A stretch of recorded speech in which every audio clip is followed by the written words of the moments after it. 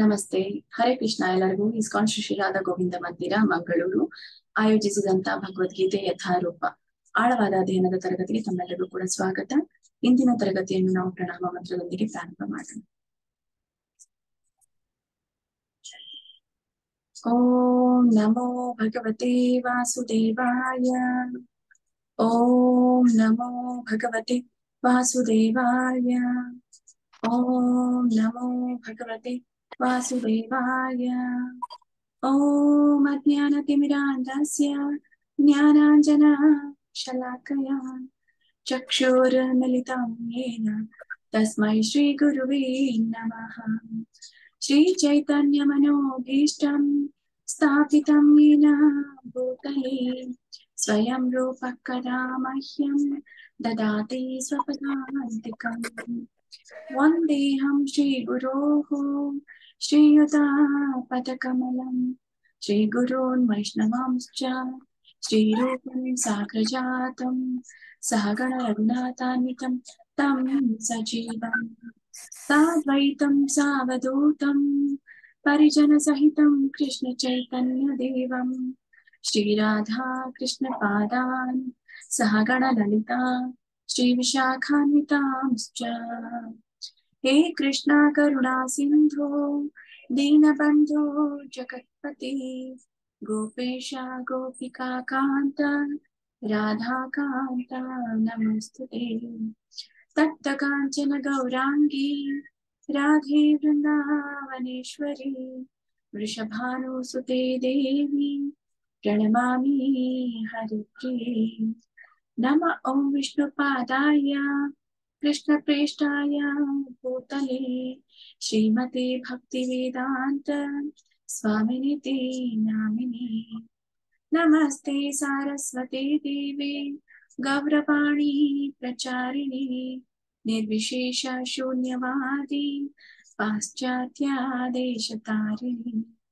जय श्री कृष्ण चैतन्य प्रभु नित्यानंद श्री अद्वैत गदाधर श्रीवासादि गौर भक्त वृंद. हरे कृष्णा कृष्ण कृष्ण हरे हरे हरे राम राम राम हरे हरे.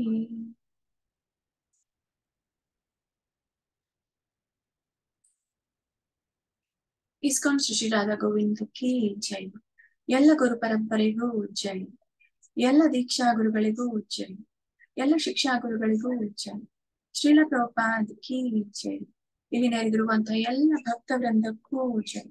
ವಾಂಛಾ ಕಲ್ಪತರುಭ್ಯಶ್ಚ ಕೃಪಾ ಸಿಂಧುಭ್ಯ ಏವ ಚ ಪತಿತಾನಾಂ ಪಾವನೇಭ್ಯೋ ವೈಷ್ಣವೇಭ್ಯೋ ನಮೋ ನಮಃ.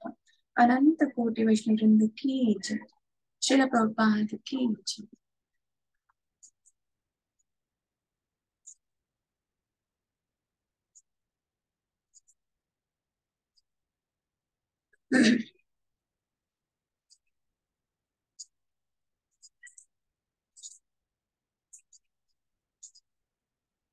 ಹರೇ ಕೃಷ್ಣ.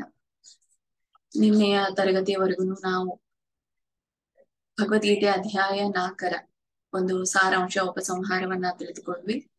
ಈಗಾಗಲೇ ಸಾರಾಂಶ ಉಪಸಂಹಾರ ಆಗಿದೆ, ನಿನ್ನೆ ವಿವರಣೆ ಆಗಿದೆ. ಸೊ ಒಂದು ಕೀವರ್ಡಿನ ಮೂಲಕ ನಾವು 4ನೇ ಅಧ್ಯಾಯವನ್ನ ಹೇಗೆ ನೆನ್ಪಿಟ್ಕೊಳ್ಬೇಕು ಅನ್ನೋದನ್ನ ನಾವು ತಿಳ್ಕೊಂಡ್ವಿ. ಸೊ ಇವತ್ತಿನ ತರಗತಿಯಲ್ಲಿ ನಾವು ಅವಲೋಕನವನ್ನ ನೋಡೋಣ, ಅಂದ್ರೆ ಓವರ್ ವ್ಯೂ. ಭಗವದ್ಗೀತೆ 5ನೇ ಅಧ್ಯಾಯದ ಓವರ್ ವ್ಯೂ ಅನ್ನ ಅವಲೋಕನವನ್ನ ನೋಡೋಕ್ಕಿಂತ ಮುಂಚೆ ನಾವು ಈ ಭಗವದ್ಗೀತೆ 5ನೇ ಅಧ್ಯಾಯಕ್ಕೆ ಇರುವಂತಹ ಒಂದು ಮಹತ್ವ, ಯಾಕೆ ಇದು ಮಹಾತ್ಮೆಯನ್ನ ಪಡೆದಿದೆ, ಪ್ರತಿಯೊಂದು ಅಧ್ಯಾಯಕ್ಕೆ ಅದರದೇ ಆದಂತಹ ಮಹತ್ವ ಇದೆ, ಮಹಾತ್ಮೆ ಇದೆ, ಮತ್ತೆ ಅದರದೇ ಆದಂತಹ ಒಂದು ಪ್ರಯೋಜನ ಇದೆ. ಅದರಿಂದ ಬಹಳಷ್ಟು ಜನರು ಆ ಒಂದು 5ನೇ ಅಧ್ಯಾಯದ ಶ್ಲೋಕವನ್ನ ಪಠಣ ಮಾಡಿ ಮುಕ್ತಿಯನ್ನ ಪಡೆದವರಿದ್ದಾರೆ. ಸೊ ಅಂತವರ ಪಟ್ಟಿಯಲ್ಲಿ ಇರುವಂತಹ ಕಥೆಗಳು ಇದು ಈ ಪುರಾಣಗಳಿಂದ ಬಂದಿರುವಂತದ್ದು. ಮತ್ತೆ ಜೊತೆಗೆ ಈ ಒಂದು ಗೀತಾ ಮಹಾತ್ಮೆ ಶಂಕರಾಚಾರ್ಯರಿಂದ ಏನು ಇದು ಮಹಾತ್ಮೆ ಬಂತು, ಅದ್ರ ಜೊತೆಗೆ ಇಲ್ಲಿ ಶಿವ ಮತ್ತು ಪಾರ್ವತಿಯರ ಒಂದು ಸಂವಾದ, ಮತ್ತೆ ಜೊತೆಗೆ ವಿಷ್ಣು ಲಕ್ಷ್ಮಿಯ ಒಂದು ಸಂವಾದದ ಜೊತೆಗೆ ನಾವು ಈ ಒಂದು ಗೀತೆಯ ಮಹಾತ್ಮೆ ಏನಿದೆ ಅನ್ನೋದನ್ನ ನಾವು ತಿಳಿದುಕೊಳ್ಳೋಣ. ಆಮೇಲೆ ಸಮಯ ಇದ್ರೆ ನಾವು ಇವತ್ತಿನ ತರಗತಿಯಲ್ಲಿ ಮತ್ತೆ ಶ್ಲೋಕಗಳನ್ನು ಕೂಡ ಪಠಣ ಮಾಡೋಣ. 5ನೇ ಅಧ್ಯಾಯದ ಅವಲೋಕನವನ್ನ ಪ್ರಾರಂಭ ಮಾಡೋಣ. ಹರಿ ಕೃಷ್ಣ ಮಾತಾಜಿ, ನನ್ನ ವಾಯ್ಸ್ ಕ್ಲಿಯರ್ ಇದೆ? ಎಸ್ ಮಾತಾಜಿ, ಕ್ಲಿಯರ್ ಇದೆ. ಶಿವ ಮತ್ತು ಪಾರ್ವತಿಯರ ಒಂದು ಸಂವಾದ, ಮತ್ತೆ ಜೊತೆಗೆ ವಿಷ್ಣು ಮತ್ತು ಲಕ್ಷ್ಮಿಯ ಒಂದು ಸಂವಾದದಲ್ಲಿ ಲಕ್ಷ್ಮಿ ವಿಷ್ಣುವಿಗೆ ಮತ್ತು ಪಾರ್ವತಿ ಶಿವನಿಗೆ ಕೇಳ್ತಾರೆ, ಏನಿದು ಭಗವದ್ಗೀತೆ 5ನೆಯ ಒಂದು ಅಧ್ಯಾಯದ ಮಹಾತ್ಮೆ, ಹೇಗೆ ಇದು ಮಹಿಮೆಯೊಂದಿಗೆ ಪ್ರಾರಂಭ ಆಯಿತು, ಮತ್ತೆ ಇಲ್ಲಿ ಮುಕ್ತಿಯನ್ನ ಪಡೆದಂತಹ ವ್ಯಕ್ತಿಗಳು ಯಾರ್ಯಾರು ಅನ್ನೋದನ್ನ ಕೇಳಿದಾಗ ಶಿವ ಪಾರ್ವತಿಗೆ ಮತ್ತು ವಿಷ್ಣು ಲಕ್ಷ್ಮಿಗೆ ಹೀಗೆ ಹೇಳ್ತಾರೆ.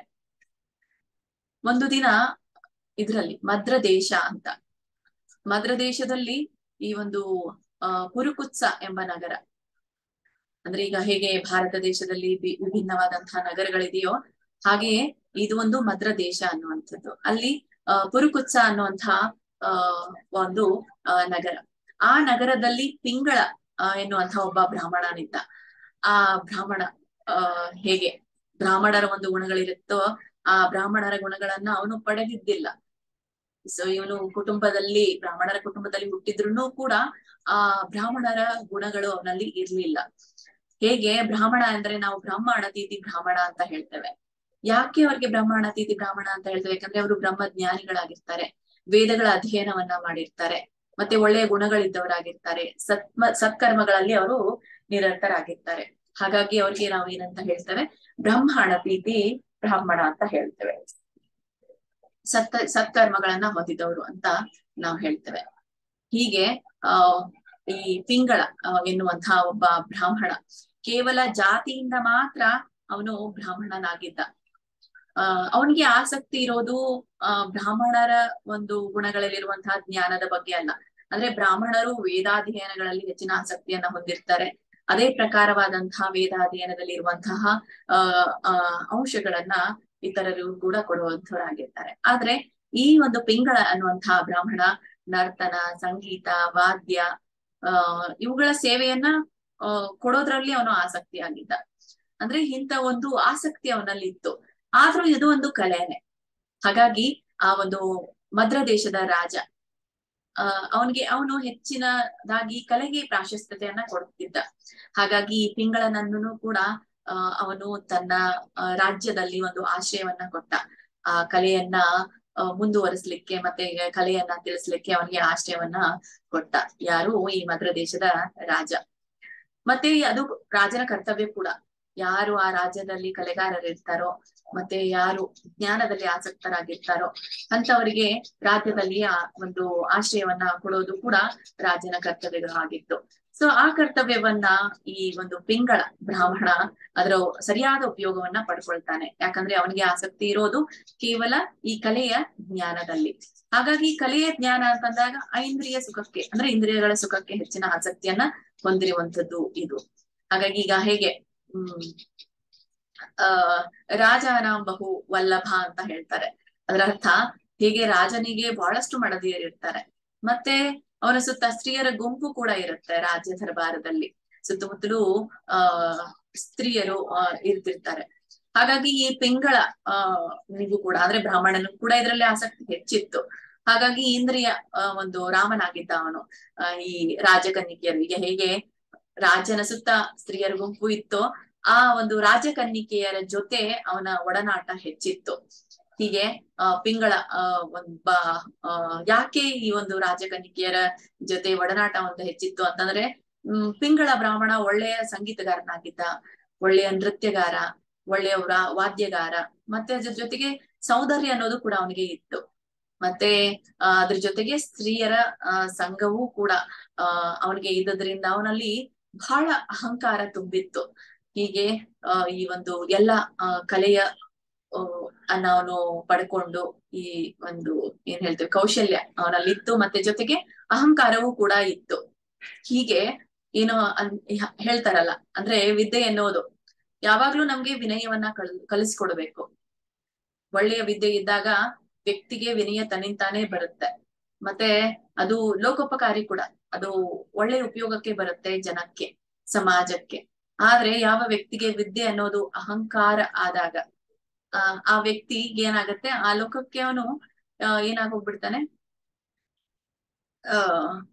ಆ ಅದ್ರ ದುರುಪಯೋಗವನ್ನ ಪಡ್ಕೊಳ್ತಾನೆ.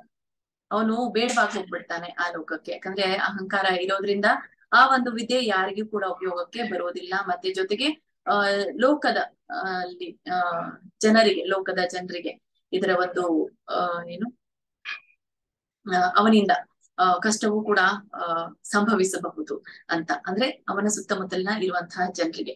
ಹೀಗೆ ಪಿಂಗಳ ಒಮ್ಮೆ ಒಂದು ದಿನ ಇದು ಎಲ್ಲ ಅವನು ಇವನು ಮದ್ರ ದೇಶದ ರಾಜ್ಯದಲ್ಲಿ ಇದ್ದುಕೊಂಡು ರಾಜಕನ್ಯಕೆಯರ ಜೊತೆಗೆ ಅವನು ಸಮಯವನ್ನ ಕಳೆದು ಒಡನಾಟ ಮುಗಿದ ಮೇಲೆ ಅವನಿಗೆ ಒಂದು ದಿನ ಮದುವೆ ಆಗ್ಬೇಕು ಅಂತ ಆಸೆ ಆಗತ್ತೆ. ಆವಾಗ ಅವನು ಪಿಂಗಳ ಒಮ್ಮೆ ಮದುವೆ ಆಗ್ತಾನೆ. ಅಂದ್ರೆ ಅವಳ ಹೆಸರು ಅರುಣ ಅಂತ. ಅರುಣನು ಕೂಡ ಹಾಗೇನೆ. ಅಂದ್ರೆ ಈ ಪಿಂಗಳ ಬ್ರಾಹ್ಮಣ ಹೇಗಿದ್ನೋ ಅದೇ ಗುಣದವಳು ಅವಳಾಗಿದ್ಲು. ಅಂತಂದ್ರೆ ಅವಳು ಕೂಡ ಹೀನ ಕುಲದವಳಾಗಿದ್ಲು. ಮತ್ತೆ ಗಂಡನಿಗೆ ಅನುಗುಣವಾಗಿಯೇ ಹೆಂಡತಿ. ಹೀಗೆ ಇಬ್ಬರೂ ಕೂಡ ದುಷ್ಟರಾಗಿದ್ರು ಅಂತ ಹೇಳುತ್ತೆ ಈ ಒಂದು ಗೀತೆ ಮಹಾತ್ಮೆಯ ಶಾಸ್ತ್ರ. ಸೊ ಅವಳು ಹೇಗೆ ಇವನು ಕೂಡ ಈ ರಾಜಕನ್ಯಕೆಯರ ಜೊತೆಗೆ ಒಡನಾಡ್ತಿದ್ನೋ ಅವಳು ಕೂಡ ಹಾಗೇನೆ ಅನೇಕ ಪುರುಷರ ಜೊತೆಗೆ ಅವ್ಯವಹಾರಕ್ಕೆ ಮುಂದಾಗ್ತಿದ್ಲು ಅಂತ. ಸೊ ಒಂದು ದಿನ ಪಿಂಗಳ ಬ್ರಾಹ್ಮಣನಿಗೆ ಈ ವಿಷಯ ಗೊತ್ತಾಯ್ತು. ಆವಾಗ ಅವನು ಏನ್ ಮಾಡ್ತಾನೆ, ಅವಳನ್ನ ತಡೀಲಿಕ್ಕೆ ಮುಂದಾಗ್ತಾನೆ. ಅದನ್ನ ಮಾಡಬೇಡ ಅಂತ ಹೇಳಿದಾಗ ಅವಳು ಗಂಡನನ್ನೇ ಕೊಂದು ಬಿಡ್ತಾಳೆ. ಅಂದ್ರೆ ಪಿಂಗಳನನ್ನ, ಏನು ಬ್ರಾಹ್ಮಣ ಈ ದುಷ್ಟ ಸ್ವಭಾವದವನಾಗಿದ್ನೋ ಆ ಬ್ರಾಹ್ಮಣನನ್ನೇನೆ ಕೊಂದು ಬಿಡ್ತಾಳೆ. ತನ್ನ ಗಂಡನನ್ನೇ ಅವಳು ಕೊಂದು ಬಿಡ್ತಾಳೆ. ಹಾಗೇನೆ ಇದು ಮುಂದುವರ್ತಾ ಈಗ ಅಂತಾರೆ, ಪಾಪ ಪ್ರಭಾವಾತ್ ನರಕ ಪ್ರಯಾತಿ ಅಂತ ಹೇಳ್ತಾರೆ. ಅಂದ್ರೆ ಪಾಪ ಮಾಡಿದವರಿಗೆ ನರಕ ಪ್ರಾಪ್ತಿ ಆಗಲೇಬೇಕು.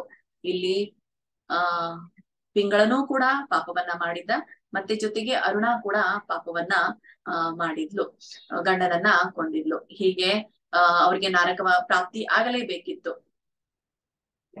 ಮತ್ತೆ ಯಾವಾಗ ನರಕಕ್ಕೆ ಹೋಗ್ತಾರೋ ನರಕದಿಂದ ಮತ್ತೆ ಹುಟ್ಟಿ ಬರಲೇಬೇಕು. ಮತ್ತೆ ಅವನು ಹೀನ ಯೋನಿಯಲ್ಲಿ ಹುಟ್ಟಲೇಬೇಕು. ಯಾರು ನರಕಕ್ಕೆ ಹೋಗ್ತಾರೋ ಅವರು ಮತ್ತೆ ಹೀನ ಯೋನಿಯಲ್ಲಿ ಹುಟ್ಟಿ ಬರ್ತಾರೆ ಅಂತ ಹೇಳ್ತಾರೆ. ಮತ್ತೆ ಯಾರು ಸ್ವರ್ಗಕ್ಕೆ ಹೋಗ್ತಾರೋ ಅವರೂ ಕೂಡ ಹುಟ್ಟಿ ಬರ್ತಾರೆ. ಅಂದ್ರೆ ಯಾವ್ದು ಒಳ್ಳೆ ಯೋನಿಯೂ ಇರ್ಬೋದು ಅಥವಾ ಹೀನ ಯೋನಿಯೂ ಕೂಡ ಇರ್ಬೋದು. ಹೀಗೆ ಶುಚಿನಾಂ ಶಿತಾಂಗೇಹೆ ಅಂತ ಹೇಳ್ತಾರೆ. ಅಂದ್ರೆ ಒಳ್ಳೆಯ ತಪಸ್ವಿಗಳಾದ್ರೆ ಒಳ್ಳೆಯ ಕುಲದಲ್ಲಿ ಹುಟ್ಟುತ್ತಾರೆ. ಮತ್ತೆ ಹೀನ ಮನುಷ್ಯನಾದ್ರೆ, ಅಂದ್ರೆ ದುಷ್ಟ ವ್ಯಕ್ತಿ ಆಗಿದ್ರೆ ಅವನು ಹೀನ ಯೋನಿಯಲ್ಲಿ ಹುಟ್ಟುತ್ತಾರೆ ಅಂತ ಹೇಳ್ತಾರೆ. ಹೀಗೆ ಮನುಷ್ಯನ ಒಂದು ಪುಣ್ಯ ಅನ್ನೋದು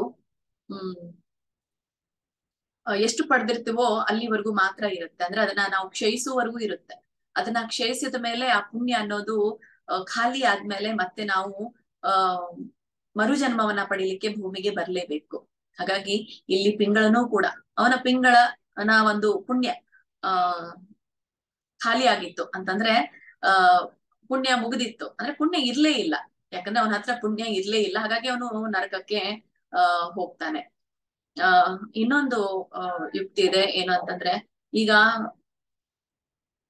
ಈ ಒಂದು ಪಾಪ ಮತ್ತೆ ಪುಣ್ಯವನ್ನ ಮಾಡಿದ್ರೆ ಸ್ವರ್ಗ ಲೋಕಗಳಿಗೆ ಹೋಗ್ತಾರೆ, ಮತ್ತೆ ಪಾಪವನ್ನ ಮಾಡಿದ್ರೆ ನರಕ ಲೋಕಗಳಿಗೆ ಹೋಗ್ತಾರೆ.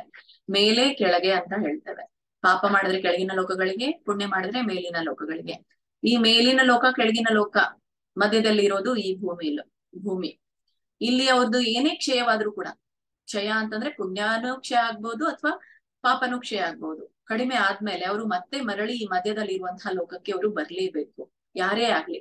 ಯಾಕಂತಂದ್ರೆ ಮತ್ತೆ ಕರ್ಮ ಮಾಡ್ಬೇಕು, ಮತ್ತೆ ಅವರು ಪುಣ್ಯ ಅಥವಾ ಪಾಪ ಗಳಿಸ್ಬೇಕು, ಅಥವಾ ಈ ದೇಹವನ್ನ ಇಟ್ಕೊಂಡು ಅವರು ಭಕ್ತಿಯನ್ನ ಮಾಡ್ಬೇಕು ಅಂತಂದ್ರು ಕೂಡ ಅವ್ರಿಗೆ ಈ ಲೋಕಾನೇ ಬೇಕು. ಯಾವುದು? ಭೂಲೋಕಾನೇ ಅವ್ರಿಗೆ ಬೇಕು. ಹೀಗೆ ಪಿಂಗಳ ಬಹಳಷ್ಟು ಪಾಪಗಳನ್ನ ಅವನು ಮಾಡಿರೋದ್ರಿಂದ ಅವನು ಹೀನ ಯೋನಿಯಲ್ಲಿ ಹುಟ್ಟುತ್ತಾನೆ ಸತ್ತ ಮೇಲೆ. ಹೀಗೆ ಅವನು ಹೀನ ಯೋನಿಯಲ್ಲಿ ಅಂತಂದ್ರೆ, ಈಗ ಮಾಂಸಕ್ಕಾಗಿ ಯಾವುದು ಪಕ್ಷಿ ಹಾತೊರಿತಿರುತ್ತೋ ಅದು ರಣಹದ್ದು. ಯಾವಾಗ್ಲೂ ಮಾಂಸವನ್ನ ಹುಡುಕಿ ಹೋಗ್ತಾ ಇರುತ್ತೆ. ಅಂದ್ರೆ ಗಿಡುಗ ಅಂತ ಹೇಳ್ತಾರೆ. ಹಾಗೆ ಅವನು ಗಿಡುಗನ ಒಂದು ಪಕ್ಷಿಯ ರೂಪದಲ್ಲಿ ಅವನು ಹುಟ್ಟುತ್ತಾನೆ. ಹೀಗೆ ಈ ಕಡೆ ಭೂಲೋಕದಲ್ಲಿರುವಂತಹ ಅರುಣ ಅವಳು ಕೂಡ ಅಂದ್ರೆ ಈ ಪಿಂಗಳ ಬ್ರಾಹ್ಮಣನ ಹೆಂಡತಿ ಅವಳು ಕೂಡ ಜೀವನ ಪೂರ್ತಿ ಎಲ್ಲ ಕೆಟ್ಟ ಕೆಲಸವನ್ನ ಮಾಡಿದವಳಾಗಿರ್ತಾಳೆ. ಅವಳು ಕೂಡ ಸ್ವೇಚ್ಛಾಚಾರ ದಿಂದ ಬದುಕಿ ಅವಳು ನಾನಾ ರೀತಿಯಾದಂತಹ ರೋಗಗಳಿಗೆ ಆ ರೋಗಗ್ರಸ್ತಳಾಗ್ತಾಳೆ. ಮತ್ತೆ ಅವಳು ಕೂಡ ಈ ಎಲ್ಲಾ ರೋಗಗಳನ್ನ ಪಡ್ಕೊಂಡು ಈ ರೋಗಗಳಿಂದ ಅವಳು ಮರಣ ಹೊಂದ್ತಾಳೆ ಒಂದು ದಿನ. ಮತ್ತೆ ಅವಳುನು ಕೂಡ ಕೆಟ್ಟ ಕೆಲಸ ಮಾಡೋದ್ರಿಂದ ಅವಳಿಗೇನು ಸ್ವರ್ಗ ಲೋಕ ಸಿಗಲ್ಲ, ಅವಳಿಗೂ ಕೂಡ ನರಕ ಲೋಕಕ್ಕೇನೆ ಹೋಗ್ಬೇಕಾಗತ್ತೆ. ಹೀಗೆ ಪಾಪ ಅನುಭವಿಸ್ಲಿಕ್ಕೆ ಮತ್ತೆ ಶಿಕ್ಷೆಯನ್ನ ಅನುಭವಿಸ್ಲಿಕ್ಕೆ ಅವರು ನರಕ ಲೋಕಗಳಿಗೆ ಹೋಗ್ಲೇಬೇಕು. ಹೀಗೆ ಕ್ಷಿಣೆ ಮರ್ತ್ಯ ಲೋಕಂ ವಿಶಂತಿ ಅಂತ ಹೇಳ್ತಾರೆ. ಕ್ಷೀಣೆ ಮರ್ತ್ಯ ಲೋಕಂ ವಿಶಂತಿ ಅಂದ್ರೆ ಈಗ ಯಾವುದೇ ವ್ಯಕ್ತಿಗಾಗ್ಲೇ ನಾನು ಹೇಳ್ದೆ, ಯಾವುದೇ ವ್ಯಕ್ತಿ ಸ್ವರ್ಗಕ್ಕೆ ಹೋಗ್ಬೋದು, ನರಕಕ್ಕೇನೆ ಹೋಗ್ಬೋದು. ಪುಣ್ಯ ಕಡಿಮೆ ಆದ್ಮೇಲೆ ಮತ್ತೆ ಪಾಪ ಕಡಿಮೆ ಆದ್ಮೇಲೆ ಅವ್ರು ಮತ್ತೆ ಭೂಮಿಗೆ ಬರ್ಲೇಬೇಕು. ಹೀಗೇನೆ ಅರುಣಾನು ಕೂಡ ಈಗ ಆಲ್ರೆಡಿ ಈ ಪಿಂಗಳ ಬ್ರಾಹ್ಮಣ ಈ ಒಂದು ಗರುಡ ಒಂದು ಪಕ್ಷಿಯ ರೂಪವನ್ನ ಪಡ್ಕೊಂಡು ಅವನು ಭೂಮಿಗೆ ಬಂದ. ಆದ್ರೆ ಇವಳಿಗೂ ಕೂಡ ಒಂದು ದೇಹ ಸಿಗಬೇಕಲ್ಲ ಮುಂದಿನ ಜನ್ಮದಲ್ಲಿ. ಅವಳ ಒಂದು ಪಾಪ ಕಡಿಮೆ ಆದ್ಮೇಲೆ ಅವಳು ಮತ್ತೆ ಒಂದು ಪುಣ್ಯ ಮತ್ತ ಪಾಪವನ್ನ ಸಂಪಾದಿಸ್ಲಿಕ್ಕೆ ಮತ್ತೆ ಭೂಮಿ ಮೇಲೆ ಅವರಿಬ್ರು ಕೂಡ ಅವಕಾಶವನ್ನ ಪಡ್ಕೊಳ್ತಾರೆ. ಹೀಗೆ ನಾವು ಸ್ವರ್ಗ ಮತ್ತೆ ನರಕ ಲೋಕಗಳಿಗೆ ಕೇವಲ ಅನುಭವಿಸ್ಲಿಕ್ಕೆ ಮಾತ್ರ ಹೋಗ್ಬೇಕು. ಈಗ ನಾವು ದುಡ್ಡು ಸಂಪಾದಿಸಿ ನಾವು ಒಂದ್ ಕಡೆ ಜಾಬ್ ಮಾಡ್ತೇವೆ, ಅಲ್ಲಿ ನಾವು ದುಡ್ಡನ್ನ ಗಳಿಸ್ತೇವೆ. ಸೊ ಗಳಿಸಿದ್ದು ಒಂದು ಊರು ಬೇರೆ ಇರುತ್ತೆ, ಮತ್ತೆ ಅದನ್ನ ಅನುಭವಿಸ್ಲಿಕ್ಕೆ ನಾವು ಬೇರೆ ಬೇರೆ ಪ್ರವಾಸಕ್ಕೆ ಬೇರೆ ಬೇರೆ ಜಾಗಕ್ಕೆ ಹೋಗ್ತೇವೆ ಆ ಒಂದು ದುಡ್ಡನ್ನ ಅನುಭವಿಸ್ಲಿಕ್ಕೆ. ಹಾಗೇನೆ ಇಲ್ಲಿ ಪಾಪ ಪುಣ್ಯದ ಒಂದು ಪರಿಣಾಮ ಈ ಸ್ವರ್ಗ ನರಕ ಇದ್ರ ಪ್ರಕಾರ ಇರುತ್ತೆ. ಹಾಗಾಗಿ ಹೊಸ ಪಾಪ ಮತ್ತೆ ಹೊಸ ಪುಣ್ಯವನ್ನ ಸಂಪಾದಿಸ್ಬೇಕು ಅಂದ್ರೆ ಭೂಮಿಗೆ ಬರ್ಬೇಕು ಅನ್ನೋದು ಇಲ್ಲಿ ನಮ್ಗೆ ಗೊತ್ತಾಯ್ತು. ಹೀಗೆ ಗಿಡುಗ ಅನ್ನುವಂಥ ಪಕ್ಷಿಯ ದೇಹವನ್ನ ಪಡ್ಕೊಂಡು ಪಿಂಗಳ ಬಂದ. ಮತ್ತೆ ಅರುಣ ಯಾವ ದೇಹವನ್ನ ಪಡ್ಕೊಂಡ್ ಬರ್ತಾಳೆ? ಅವಳು ಗಿಳಿಯ ದೇಹವನ್ನ ಪಡ್ಕೊಂಡ್ ಬರ್ತಾಳೆ. ಗಿಳಿ ಅನ್ನೋದು ಒಂದು ಸಾತ್ವಿಕವಾದಂತಹ ಪಕ್ಷಿ, ಅಂದ್ರೆ ಅದು ಯಾರಿಗೂ ಕೂಡ ತೊಂದರೆ ಮಾಡಲ್ಲ. ಗಿಡುಗ ಅನ್ನೋದು ಒಂದು ತಾಮಸಿಕ ಇರುವಂತದ್ದು, ಅವಕ್ಕೆ ಗುಣಗಳ ಪ್ರಭಾವ ಇರೋದಿಲ್ಲ. ಬಟ್ ನಾವ್ ಇಲ್ಲಿ ಹೇಳ್ತೇವೆ ತಾಮಸಿಕ ಅಂದ್ರೆ ಮಾಂಸವನ್ನ ತಿನ್ನುವಂಥದ್ದು. ಇಲ್ಲಿ ಗಿಳಿ ಅನ್ನೋದು ಸಾತ್ವಿಕ ಏನು ಸ್ವಭಾವದ್ದು, ಹೀಗೆ ಯಾರಿಗೂ ಕೂಡ ತೊಂದರೆ ಕೊಡೋದಿಲ್ಲ. ಮತ್ತೆ ಪಿಂಗಳ ಈ ಕಡೆ ಮಾಂಸ ತಿನ್ನುವ ರಣಹದ್ದ ಆಗಿದ್ದ. ಹೀಗೆ ಅವರಿಬ್ರು ಕೂಡ ವಿರುದ್ಧವಾದ ದೇಹವನ್ನ ಪಡ್ಕೊಂಡಿದ್ರು. ಅಂದ್ರೆ ಹಿಂದಿನ ಜನ್ಮದಲ್ಲಿ ನಾವು ನೋಡೋದಾದ್ರೆ ಈ ಅರುಣ ತನ್ನ ಗಂಡನನ್ನೇ ಅಂದ್ರೆ ಪಿಂಗಳನನ್ನ ಕೊಂದಿದ್ಲು. ಇಲ್ಲಿ ಏನಾಯ್ತು, ಇವನು ರಣಹದ್ದು ಆಯ್ದ, ಮತ್ತೆ ಅವಳು ಗಿಣಿ ಆದ್ಲು. ಅಂದ್ರೆ ಈ ಒಂದು ರಣಹದ್ದ ಗಿಳಿಯನ್ನ ತಿನ್ನುವಂತ ಪರಿಸ್ಥಿತಿ ಬಂತು. ಸೊ ಇದು ಪ್ರತಿ ಸಲ ಈ ಏಕಾದಶಿಯ ಮಹಾತ್ಮೆಯಲ್ಲೂ ಕೂಡ ನಾವು ನೋಡಿದ್ದೇವೆ. ಮತ್ತೆ ಜೊತೆಗೆ ಈ ಕೆಲವೊಂದು 4ನೇ ಅಧ್ಯಾಯದವರೆಗೂ ಕೂಡ ನಾವು ಈ ಮಹಾತ್ಮೆಯಲ್ಲಿ ಇಂಥದೇ ಕೆಲವೊಂದು ಸನ್ನಿವೇಶಗಳನ್ನ ನಾವು ಕಂಡಿದ್ದೇವೆ. ಸೊ ಯಾರು ಕೊಂದಿರ್ತಾರೋ ಅವರು ಮುಂದಿನ ಜನ್ಮದಲ್ಲಿ ಅವರಿಂದಾನೇ ಕೊಲ್ಲಲ್ಪಡ್ತಾರೆ ಅನ್ನೋದನ್ನ. ಈಗನೂ ಕೂಡ ಹಾಗೆ ಆಗುತ್ತೆ. ಈ ಜನ್ಮದಲ್ಲಿ ಏನು ಈ ಗಿಡುಗ ದೇಹವನ್ನ ಇವನು ಪಿಂಗಳ ಪಡೆದಿದ್ನೋ, ಗಿಳಿಯ ದೇಹವನ್ನ ಅರುಣ ಪಡೆದಿದ್ಲೋ, ಇಬ್ರುನು ಕೂಡ ಒಬ್ಬರನ್ನೊಬ್ರು ಅಂದ್ರೆ ಗಿಡುಗ ಗಿಳಿಯನ್ನ ತಿನ್ಲಿಕ್ಕೇನೆ ಹುಟ್ಟಿರತ್ತೆ, ಅಥವಾ ಗಿಳಿ ಆ ಗಿಡುಗನ ಕೈಯಿಂದ ಸಾಯ್ಬೇಕು ಅಂತಾನೆ ಹುಟ್ಟಿರುತ್ತೆ. ಈ ತರ ಈ ಒಂದು ವ್ಯವಸ್ಥೆ ಅಂದ್ರೆ ಭಗವಂತನ ಕರ್ಮ ಆಗಿರುತ್ತೆ ಅನ್ನೋದು. ಸೊ ಈ ಒಂದು ಅಧ್ಯಾಯವನ್ನು ಕೂಡ ನಾನು ಏನು ಅಂತ ಹೇಳ್ತೇನೆ, ಯಾಕಂದ್ರೆ ಇದಕ್ಕೆ ಕರ್ಮ ಸನ್ಯಾಸ ಯೋಗ ಅಂತ ಹೇಳ್ತಾರೆ. ಯಾಕೆ ಈ ಕರ್ಮ ಸನ್ಯಾಸ ಯೋಗ ಈ ಮಹಾತ್ಮೆಯೊಂದಿಗೆ ಒಂದು ಕನೆಕ್ಷನ್ ಅಂತ ಸಂಪರ್ಕವನ್ನ ಹೊಂದಿದೆ ಅನ್ನೋದನ್ನ ನಾವು ಈ ಒಂದು ಮಹಾತ್ಮೆಯಿಂದ ನಾವು ತಿಳ್ಕೊಳ್ತೇವೆ. ಹೀಗೆ ಆ ಗಿಡುಗ ಗಿಳಿಯನ್ನ ನೋಡಿ ಗಿಳಿಯನ್ನ ಪೂರ್ಣ ಅದು ತಿಂದ್ಬಿಟ್ಟ. ಗಿಡುಗ ಅಂದ್ರೆ ಪಿಂಗಳ, ಹಿಂದಿನ ಜನ್ಮದಲ್ಲಿರುವಂತಹ ಪಿಂಗಳ ಗಿಡುಗನಾಗಿ ಹುಟ್ಟಿದ್ನೋ ಅವರು ಪೂರ್ಣ ರೀತಿಯಾಗಿ ಆ ಗಿಳಿಯನ್ನ ತಿಂದ್ಬಿಟ್ಟ. ಮತ್ತೆ ಈ ಕಡೆ ಒಬ್ಬ ಬೇಟೆಗಾರ ಆ ಗರುಡನ್ನ ನೋಡ್ತಾ ಇದ್ದ. ಸೊ ಗರುಡನ್ನ ಏನ್ ಮಾಡ್ತಾನೆ, ಈ ಬೇಟೆಗಾರನು ಕೂಡ ಕೊಂದು ಬಿಡ್ತಾನೆ. ಆ ಒಂದು ಗಿಡಗನನ್ನ ಹಿಡಿಬೇಕು ಅಂತ ಆ ಬೇಟೆಗಾರ ಕೊಲ್ತಾನೆ. ಆದ್ರೆ ಆ ಗರುಡ ಅದಕ್ಕೆ ಸಿಗಲ್ಲ. ಮತ್ತೆ ಆ ಗರುಡ ಸಿಗ್ಲಿಲ್ಲ ಅಂದ್ರೆ ಎಲ್ಲಿ ಹೋಗುತ್ತೆ? ಗಿಳಿ ಮತ್ತೆ ಗರುಡ ಎರಡೂ ಕೂಡ ಸತ್ ಹೋಗುತ್ತೆ. ಯಾಕಂದ್ರೆ ಗರುಡ ಗಿಳಿಯನ್ನ ತಿನ್ನತ್ತೆ, ಆ ಗರುಡನನ್ನ ಬೇಟೆಗಾರ ಕೊಲ್ತಾನೆ. ಅಂದ್ರೆ ಗರುಡನ ಹೊಟ್ಟೆಯಲ್ಲಿ ಆ ಗಿಳಿ ಇತ್ತು. ಹಾಗಾಗಿ ಎಲ್ಲಿ ಬಿತ್ತು ಆ ಗರುಡ? ಇಲ್ಲಿ ಒಂದು ವಿಚಿತ್ರವಾದಂತಹ ಘಟನೆ ನಡೆದು ಹೋಗುತ್ತೆ. ಅದೇ ಈ ಒಂದು 5ನೇ ಅಧ್ಯಾಯದಲ್ಲಿ ಇರುವಂತಹ ವಿಶೇಷವಾದಂತಹ ಯೋಗದ ಒಂದು ಮಹಾತ್ಮೆ. ಅಲ್ಲಿ ಗಂಗಾ ತೀರದಲ್ಲಿ ಒಬ್ಬ ಭಟ್ಟು ಅನ್ನುವಂತಹ ಒಬ್ಬ ಶ್ರೇಷ್ಠ ಬ್ರಾಹ್ಮಣ, ಅವರು ಬ್ರಹ್ಮಜ್ಞಾನಿ. ಅವ್ರ ಹತ್ರ ಒಂದು ಕಪಾಲ ಇರುತ್ತೆ. ಕಪಾಲದಲ್ಲಿ ಗಂಗೆಯ ನೀರನ್ನ ಇಟ್ಕೊಂಡಿರ್ತಾರೆ. ಈ ಒಂದು ಬೇಟೆಗಾರನಿಂದ ಕೊಲ್ಲಲ್ಪಟ್ಟಂತಹ ಈ ಪಿಂಗಳ, ಅದ್ರ ಹೊಟ್ಟೆಯಲ್ಲಿರುವಂತಹ ಗಿಳಿ ಎರಡೂ ಕೂಡಿ ಹೋಗಿ ಆ ಕಪಾಲದಲ್ಲಿ ಬೀಳುತ್ತೆ. ಎಷ್ಟೊಂದು ಪುಣ್ಯ ಅವರು ಪಡೆದಿದ್ರು ಇಬ್ರು ಅಂತಂದ್ರೆ ನಿಮ್ಗೆ ಈಗ ಆ ಪ್ರಶ್ನೆ ಉದ್ಭವಿಸೋದು, ಇಷ್ಟೊಂದು ಪಾಪ ಮಾಡಿದಂತಹ ಇಬ್ಬರೂ ಕೂಡ ಹೇಗೆ ಆ ಕಪಾಲದಲ್ಲಿ ಹೋಗಿ ಬಿದ್ರು, ಅದೆಂತ ಪುಣ್ಯವನ್ನ ಅವರು ಗಳಿಸಿದ್ರು, ಅಥವಾ ಈ ಒಂದು ಪಾಪ ಮಾಡಿದ್ರೆ ನಮಗೂ ಹೀಗೆ ಆಗತ್ತಾ ಅನ್ನುವಂತ ಪ್ರಶ್ನೆ ನಮ್ಮಲ್ಲಿ ಬರ್ಬೋದು. ಅಲ್ಲ, ಗಂಗಾ ತೀರದಲ್ಲಿ ಈ ಬಟು ಎಂಬ ಬ್ರಾಹ್ಮಣ ಕಪಾಲದಲ್ಲಿ ಈ ಗಂಗಾ ನದಿಯ ಜಲ ಇರುತ್ತೆ, ಅದರಲ್ಲಿ ಈ ಇವರಿಬ್ರು ಕೂಡ ಆ ನೀರಲ್ಲಿ ಬೀಳ್ತಾರೆ. ಸೊ ನೀರಲ್ಲಿ ಬಿದ್ದ ತಕ್ಷಣ ಯಮದೂತರು ಬರ್ತಾರೆ, ವಿಷ್ಣು ದೂತರು ಬರ್ತಾರೆ ಕರೀಲಿಕ್ಕೆ. ಈಗಾಗ್ಲೇ ನಾವು ಭಾಗವತಂನಲ್ಲಿ ನೋಡ್ತೇವೆ ಅಜಾಮಿಳನ ಕಥೆಯಲ್ಲಿ ಹೇಗೆ ಅವನಿಗೆ ವಿಷ್ಣುದೂತ ಮತ್ತೆ ಯಮದೂತರು ಇಬ್ರು ಕೂಡ ಬಂದ್ರು ಅವನು ಕರೆದು ಹೋಗ್ಲಿಕ್ಕೆ. ಸೊ ಕೊನೆಯದಾಗಿ ಅವನು ಕೇವಲ ಮಗನ ಹೆಸರನ್ನ ಕೂಗಿದ ಮಾತ್ರದಿಂದಲೇ ಅವನು ವಿಷ್ಣುದೂತರು ಕರೆದುಕೊಂಡು ಹೋಗ್ಲಿಕ್ಕೆ ಬಂದ್ರು ಅನ್ನೋದನ್ನ ನಾವು ತಿಳ್ಕೊಂಡ್ವಿ. ಆದ್ರೆ ಇಲ್ಲಿ ಜಪದ ಸನ್ನಿವೇಶವೇನೂ ಇಲ್ಲ. ಆದ್ರೆ ಈ ಬ್ರಾಹ್ಮಣ, ನಾವು ಹೇಳ್ತೇವೆ ಬಟ್ಟು ಅನ್ನುವಂತಹ ಬ್ರಾಹ್ಮಣ ಬ್ರಹ್ಮಜ್ಞಾನಿಗಳಾಗಿದ್ರು. ಮತ್ತೆ ಈ ಒಂದು ಕಪಾಲದಲ್ಲಿ ಗಂಗಾ ನೀರು ಇತ್ತು. ಆ ಗಂಗಾ ನೀರಿನಲ್ಲಿ ಬಿದ್ದಿರೋದ್ರಿಂದ ಅವರು ಇಬ್ರು ಕೂಡ ಮುಕ್ತಿಯನ್ನ ಪಡಿತಾರೆ. ಮುಕ್ತಿಯನ್ನ ಪಡಿಲಿಕ್ಕೆ ಕಾರಣ ಏನು? ಕಾರಣ ಇಲ್ಲಿನೂ ಕೂಡ ಒಂದು ವಿಶಿಷ್ಟತೆ ಇದೆ. ಅವರ ಹಣೆ ಬರದಲ್ಲಿ ಬರ್ದಿತ್ತು, ನೀವು 2 ಜನ್ಮಗಳವರೆಗೂ ಕೂಡ ನಿಮ್ಮ ಪ್ರಾರಬ್ಧ ಕರ್ಮವನ್ನ ಸವಿಯಲೇಬೇಕು ಅಂತ. 2 ಜನ್ಮದಲ್ಲಿ ಪ್ರಾರಬ್ಧ ಕರ್ಮವನ್ನ ಸವಿಬೇಕು ಅಂತ ಅಂದಾಗ, ಪ್ರಾರಬ್ಧ ಅಂತಂದ್ರೆ ಮಾಡಿದ ಒಂದು ಪಾಪಗಳ ಪಾಪಗಳನ್ನ ಅನುಭವಿಸೋದು. ಹೀಗೆ ಈ ಒಂದು ಪಿಂಗಳನಾಗಿ ಹುಟ್ಟಿದಾಗ ಆ ಒಂದು ಜನ್ಮದಲ್ಲಿ ಅವನಿಗೆ ಯಾಕಂದ್ರೆ ಪಿಂಗಳನಾಗಿ ಹುಟ್ಟಿ ಬಹಳಷ್ಟು ಅವನು ಅವ್ಯವಹಾರಗಳನ್ನ ಮಾಡಿದ ಬ್ರಾಹ್ಮಣನಾಗಿ ಹುಟ್ಟಿದ್ರು ಕೂಡ, ಮತ್ತೆ ಜೊತೆಗೆ ಅರುಣಾನು ಕೂಡ, ಅವಳು ಕೂಡ ಬಹಳಷ್ಟು ಕೆಟ್ಟ ಕಾರ್ಯಗಳನ್ನ ಮಾಡಿದ್ದು. ಅವಳು ತನ್ನ ಪ್ರಾರಬ್ಧ ಕರ್ಮಗಳನ್ನ ಸವಿಸಿದ್ಲು. ಅಂದ್ರೆ ಅವಳು ಕೂಡ ರೋಗಗ್ರಸ್ತಳಾದ್ಲು. ಮತ್ತೆ ಅವಳ ಹೆಂಡತಿಯಿಂದ ಪಿಂಗಳನೂ ಕೂಡ ಬಹಳಷ್ಟು ನೋವನ್ನ ಅನುಭವಿಸಿದ್ದ.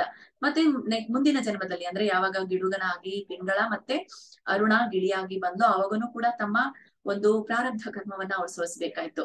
ಹೀಗೆ 2 ಜನ್ಮದಲ್ಲಿ ಅವರು ತಮ್ಮ ಪ್ರಾರಬ್ಧ ಕರ್ಮವನ್ನ ಸವಿಸಿ ಮತ್ತೆ ಅವರು ಮುಕ್ತಿಯನ್ನ ಪಡಿತಾರೆ ಅನ್ನೋದು ಅವರು ಹಣೆಯಲ್ಲಿ ಬರೆದಿತ್ತು. ಹಾಗಾಗಿ ಇಲ್ಲಿ ಅವರು ಕಪಾಲದಲ್ಲಿ ಬಂದು ಬೀಳ್ತಾರೆ. ಇದರಿಂದ ಅವರು ವಿಷ್ಣುದೂತರು ಅವರನ್ನ ಕರ್ಕೊಂಡು ಹೋಗ್ತಾರೆ ಅಂತ ಹೇಳ್ತಾರೆ.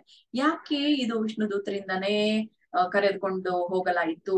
ಮತ್ತೆ ಈ ಎಂತ ಕಪಾಲ, ಈ ಬಟ್ಟುಗಳು ಬ್ರಾಹ್ಮಣರು ಅಂತ ಹೇಳ್ತೇವೆ, ಸೊ ಇದರಿಂದಲೇ ಯಾಕೆ ಹೀಗಾಗ್ಬೇಕಾಯ್ತು ಅಂತಂದ್ರೆ, ಯಾಕಂದ್ರೆ ಬಟು ಎಂಬ ಬ್ರಾಹ್ಮಣರು ಈ ಭಗವದ್ಗೀತೆಯ 5ನೇ ಅಧ್ಯಾಯ ಏನ್ ಹೇಳ್ತೇವೆ ನಾವು, ಕರ್ಮ ಸನ್ಯಾಸ ಯೋಗ ಅಂತ ಹೇಳ್ತೇವೆ, ಅದಕ್ಕೆ ಕರ್ಮ ಯೋಗ ಅಂತ ಹೇಳ್ತೇವೆ. ಸೊ ಇದನ್ನ ಬಹಳಷ್ಟು ಅವರು ಜಪಿಸ್ತಿದ್ರಂತೆ, ಪಠಿಸ್ತಿದ್ರಂತೆ, ಇದ್ರ ಬಗ್ಗೆ ತಿಳ್ಕೊಳ್ತಿದ್ರಂತೆ. ಸೊ ಇದರಿಂದಾಗಿ ಗಿಡುಗ ಮತ್ತೆ ಗಿಳಿ 2 ಪಕ್ಷಿಗಳು ಕೂಡ ಮುಕ್ತಿಯನ್ನ ಪಡೆದ್ರು. ಹೀಗೆ ಮತ್ತೆ ಯಾಕೆ ಈ ತರ ಮುಕ್ತಿಯನ್ನ ಪಡಿಲಿಕ್ಕೆ ಸಾಧ್ಯ? ಯಾಕಂತಂದ್ರೆ ಇದು ಕರ್ಮ ಅಂತ ಹೇಳ್ತೇವೆ. ಹೇಗೆ ನಾವು ಪ್ರಾರಬ್ಧ ಕರ್ಮವನ್ನ ಸವಿಸ್ಲೇಬೇಕು, ಅದ ಮತ್ತೆ ನಾಶ ಆಗೋ ಹಾಗಿಲ್ಲ. ಇಲ್ಲಾಂದ್ರೆ ಭಗವಂತನೇ ಅದನ್ನ ಜಪದ ಮೂಲಕ ನಮ್ಮ ಪಾಪಗಳನ್ನ ಕಡಿಮೆ ಮಾಡ್ತಾ ಬರ್ತಾನೆ. ಹಾಗಾಗಿ ಈ ಕರ್ಮ ಸನ್ಯಾಸ ಯೋಗ ಅನ್ನೋದು ಈ ಅಧ್ಯಾಯ ಒಂದು 5ರ ಪಠಣ ಪ್ರತಿಯೊಬ್ಬರು ಮಾಡಿ ತಮ್ಮ ಕರ್ಮವನ್ನ ಮಾಡಲೇಬೇಕು ಅನ್ನೋದನ್ನ ಹೇಳುತ್ತೆ. ಕರ್ಮ ಜೊತೆಗೆ ಭಗವಂತನ ಸಂಪರ್ಕವನ್ನ ಮಾಡ್ಬೇಕು ಅಂತ ಹೇಳುತ್ತೆ. ಇಲ್ಲಿ ಭಗವಂತ ಹೇಳಿರೋದು ಕರ್ಮವನ್ನ ಹಿ ಕಶ್ಚಿತ್ ಕ್ಷಣಮಪಿ ಅಂತ. ಏನ್ ಹೇಳ್ತಾರೆ, ಕರ್ಮವನ್ನ ಹಿ ಕಶ್ಚಿತ್ ಕ್ಷಣಮಪಿ ಜಾತು ತಿಷ್ಠತಿ ಅಕರ್ಮಕೃತ್ ಅಂತ ಹೇಳ್ತಾರೆ. ಅಂದ್ರೆ ಇಲ್ಲಿ ಕರ್ಮ ಮಾಡದೆ ನಾವು ಒಂದು ಕ್ಷಣವೂ ಕೂಡ ಇರ್ಲಿಕ್ಕೆ ಸಾಧ್ಯ ಇಲ್ಲ. ಹೇಗೆ ಒಂದು ಕ್ಷಣವೂ ಕೂಡ ಇರ್ಲಿಕ್ಕೆ ಸಾಧ್ಯ ಇಲ್ಲ ಅಂತಂದ್ರೆ, ಈಗ ನಾವು ಖಾಲಿ ಕೂತಾಗ, ಅಂದ್ರೆ ನಾವು ಸುಮ್ನೆ ಕೂತ್ರು ಕೂಡ ಒಂದಿಲ್ಲ ಒಂದು ಕಾರ್ಯವನ್ನ ನಾವು ಮಾಡ್ತಾ ಇರ್ತೇವೆ. ಈಗ ತಿಳ್ಕೊಳ್ಳಿ, ಭೌತಿಕವಾಗಿ ನನ್ನ ಇಂದ್ರಿಯಗಳು, ನಾವು ಹೇಳ್ತೇವೆ ನನ್ನ ಬಾಹ್ಯ ಇಂದ್ರಿಯಗಳು ಕಾರ್ಯ ಮಾಡತ್ತೆ ಅಂತ. ತಪ್ಪು. ನಮ್ಮ ಬಾಹ್ಯ ಇಂದ್ರಿಯಗಳಿಗಿಂತ ನಮ್ಮ ಒಳಗಡೆ ಇರುವಂತಹ ಸೂಕ್ಷ್ಮ ಇಂದ್ರಿಯಗಳು ಬಹಳ ಕಾರ್ಯ ಮಾಡುತ್ತೆ. ಹೇಗೆ ಅಂದ್ರೆ, ಈಗ ನಮ್ಗೆ ಒಂದು ಲಿಮಿಟ್ ಇರುತ್ತೆ, ಲಿಮಿಟೇಷನ್ ಇರುತ್ತೆ, ಅಂದ್ರೆ ವ್ಯಾಪ್ತಿ ಇರುತ್ತೆ. ಈಗ ನಾನು ನೋಡ್ಬೇಕು ಅಂತಂದ್ರೆ ನನಗೆ ಮುಂದೆ ಏನ್ ಕಾಣ್ತಾ ಇದೆಯೋ ಅದನ್ನ ಮಾತ್ರ ನಾನು ನೋಡ್ಬಹುದು. ನನ್ನ ಸರೌಂಡಿಂಗ್ ಏನು ಕೇಳಿಸ್ತಾ ಇದೆಯೋ ಅದನ್ನ ಮಾತ್ರ ನಾನು ಕೇಳಬಹುದು. ಮತ್ತೆ ನಾನು ಹೋಗ್ಬೇಕಾದ್ರೂ ಕೂಡ ನಾನು ಎಲ್ಲಿವರೆಗೂ ನನಗೆ ಹೋಗ್ಲಿಕ್ಕಾಗುತ್ತೋ ಅಲ್ಲಿವರೆಗೂ ನಾನು ಹೋಗ್ಬಹುದು. ಆದ್ರೆ ನನ್ನ ಮನಸ್ಸು ಅನ್ನೋದು ಎಲ್ಲಿವರೆಗೂ ಹೋಗುತ್ತೆ ಅಂತಂದ್ರೆ, ಕೇವಲ ನನ್ನ ಮುಂದ್ಗಡೆ ಕಾಣೋದಷ್ಟೇ ಅಲ್ಲ, ಎಲ್ಲೋ ಬೇರೆ ಕಡೆಗೆ, ಅಂದ್ರೆ ಬೇರೆ ಊರೇ ಆಗಿರ್ಬಹುದು, ಬೇರೆ ಒಂದು ದೇಶ ಆಗಿರ್ಬಹುದು, ಬೇರೆ ಒಂದು ಏನು ಲೋಕನೇ ಆಗಿರ್ಬಹುದು, ಅಲ್ಲಿವರೆಗೂ ನನ್ನ ಮನಸ್ಸು ಹೋಗ್ ಬರುತ್ತೆ. ಅಂದ್ರೆ ಅಲ್ಲಿವರೆಗೂ ನಾನು ನೋಡ್ಬಹುದು ಅಂತ. ಮತ್ತೆ ನನ್ನ ಮನಸ್ಸು ಇಚ್ಛೆ ಮಾಡಿದ್ರೆ ಆ ಎಲ್ಲಿ ಬೇರೆ ಲೋಕದಲ್ಲಿರೋದನ್ನು ಕೂಡ ಕೇಳ್ಬಹುದು. ಯಾವ ಧ್ವನಿ ನನ್ಗೆ ಇಲ್ಲಿ ಸುತ್ತಮುತ್ತಲು ಕೇಳಿಸ್ತಾ ಇಲ್ವೋ ಆ ಧ್ವನಿಯನ್ನು ಕೂಡ ಕೇಳಬಹುದು ಅಂತ ಹೇಳುತ್ತೆ. ಹಾಗಾಗಿ ಇಂದ್ರಿಯಗಳಿಗಿಂತ ಮನಸ್ಸಿನ ವ್ಯಾಪ್ತಿ ಹೆಚ್ಚಾಗಿದೆ. ಇಂದ್ರಿಯಗಳ ಸೀಮಿತವಾದವು, ಆದ್ರೆ ಮನಸ್ಸಿಗೆ ಸೀಮೆ ಅನ್ನೋದು ಇಲ್ಲ. ಅಂದ್ರೆ ಮನಸ್ಸು ಕೂಡ ಈ ನಮ್ಮ ಸೂಕ್ಷ್ಮ ಶರೀರವೂ ಕೂಡ ಅಷ್ಟು ಕಾರ್ಯವನ್ನ ನಿರ್ವಹಿಸ್ತವೆ ಅಂತ ಹೇಳ್ತಾರೆ. ಹಾಗಾಗಿ ಜಾತು ತಿಷ್ಠತೆಯ ಕರ್ಮಕೃತ್, ಒಂದು ಕ್ಷಣವೂ ಕೂಡ ನಾವು ಕರ್ಮವನ್ನ ಮಾಡದೆ ಇರ್ಲಿಕ್ಕೆ ಸಾಧ್ಯ ಇಲ್ಲ. ಅಂದ್ರೆ ಒಬ್ಬ ವ್ಯಕ್ತಿ ಈಗ ಹುಟ್ಟಿದ ಮೇಲೆ 14 ವರ್ಷದವರೆಗೂ ಕೂಡ ಅವರಿಗೆ ರಿಲ್ಯಾಕ್ಸೇಷನ್ ಇದೆ, ಯಾವುದೇ ಕರ್ಮದ ಒಂದು ಬಂಧನ ಇಲ್ಲ. 14 ವರ್ಷಗಳಾದ ಮೇಲೆ ಒಂದು ದಿನ ನಾವು ಬದುಕಿದ್ರು ಕೂಡ, ಒಂದು ದಿನ ನಾವು ಏನ್ ಕರ್ಮ ಮಾಡ್ತೀವೋ ಆ ಒಂದು 10 ಜನ್ಮಕ್ಕಾಗುವಷ್ಟು ಪಾಪವನ್ನ ನಾವು ಮಾಡಿರ್ತೀವಂತೆ. 14 ವರ್ಷ ಆದ್ಮೇಲೆ ಒಂದು ದಿನ ನಾವು ಬದುಕಿದ್ರು ಕೂಡ 10 ಜನ್ಮಕ್ಕಾಗುವಷ್ಟು ಪಾಪವನ್ನ ನಾವು ಮಾಡಿರ್ತೀವಂತೆ. ಅಷ್ಟೊಂದು ಪಾಪ ಮನುಷ್ಯ ಮಾಡ್ತಾ ಇದ್ದಾನೆ. ಹಾಗಾಗಿ ಇಲ್ಲಿ ಇನ್ನೊಂದು ಕರ್ಮ ಮಾಡಬೇಕು ಅಂತಂದ್ರೆ ಮತ್ತೆ ಯಾಕೆ ನಮ್ಗೆ ಇದು ಪಾಪ ಬರುತ್ತೆ ಅಂದ್ರೆ ಯಾಕೆ ನಾವು ಮಾಡ್ಬೇಕು?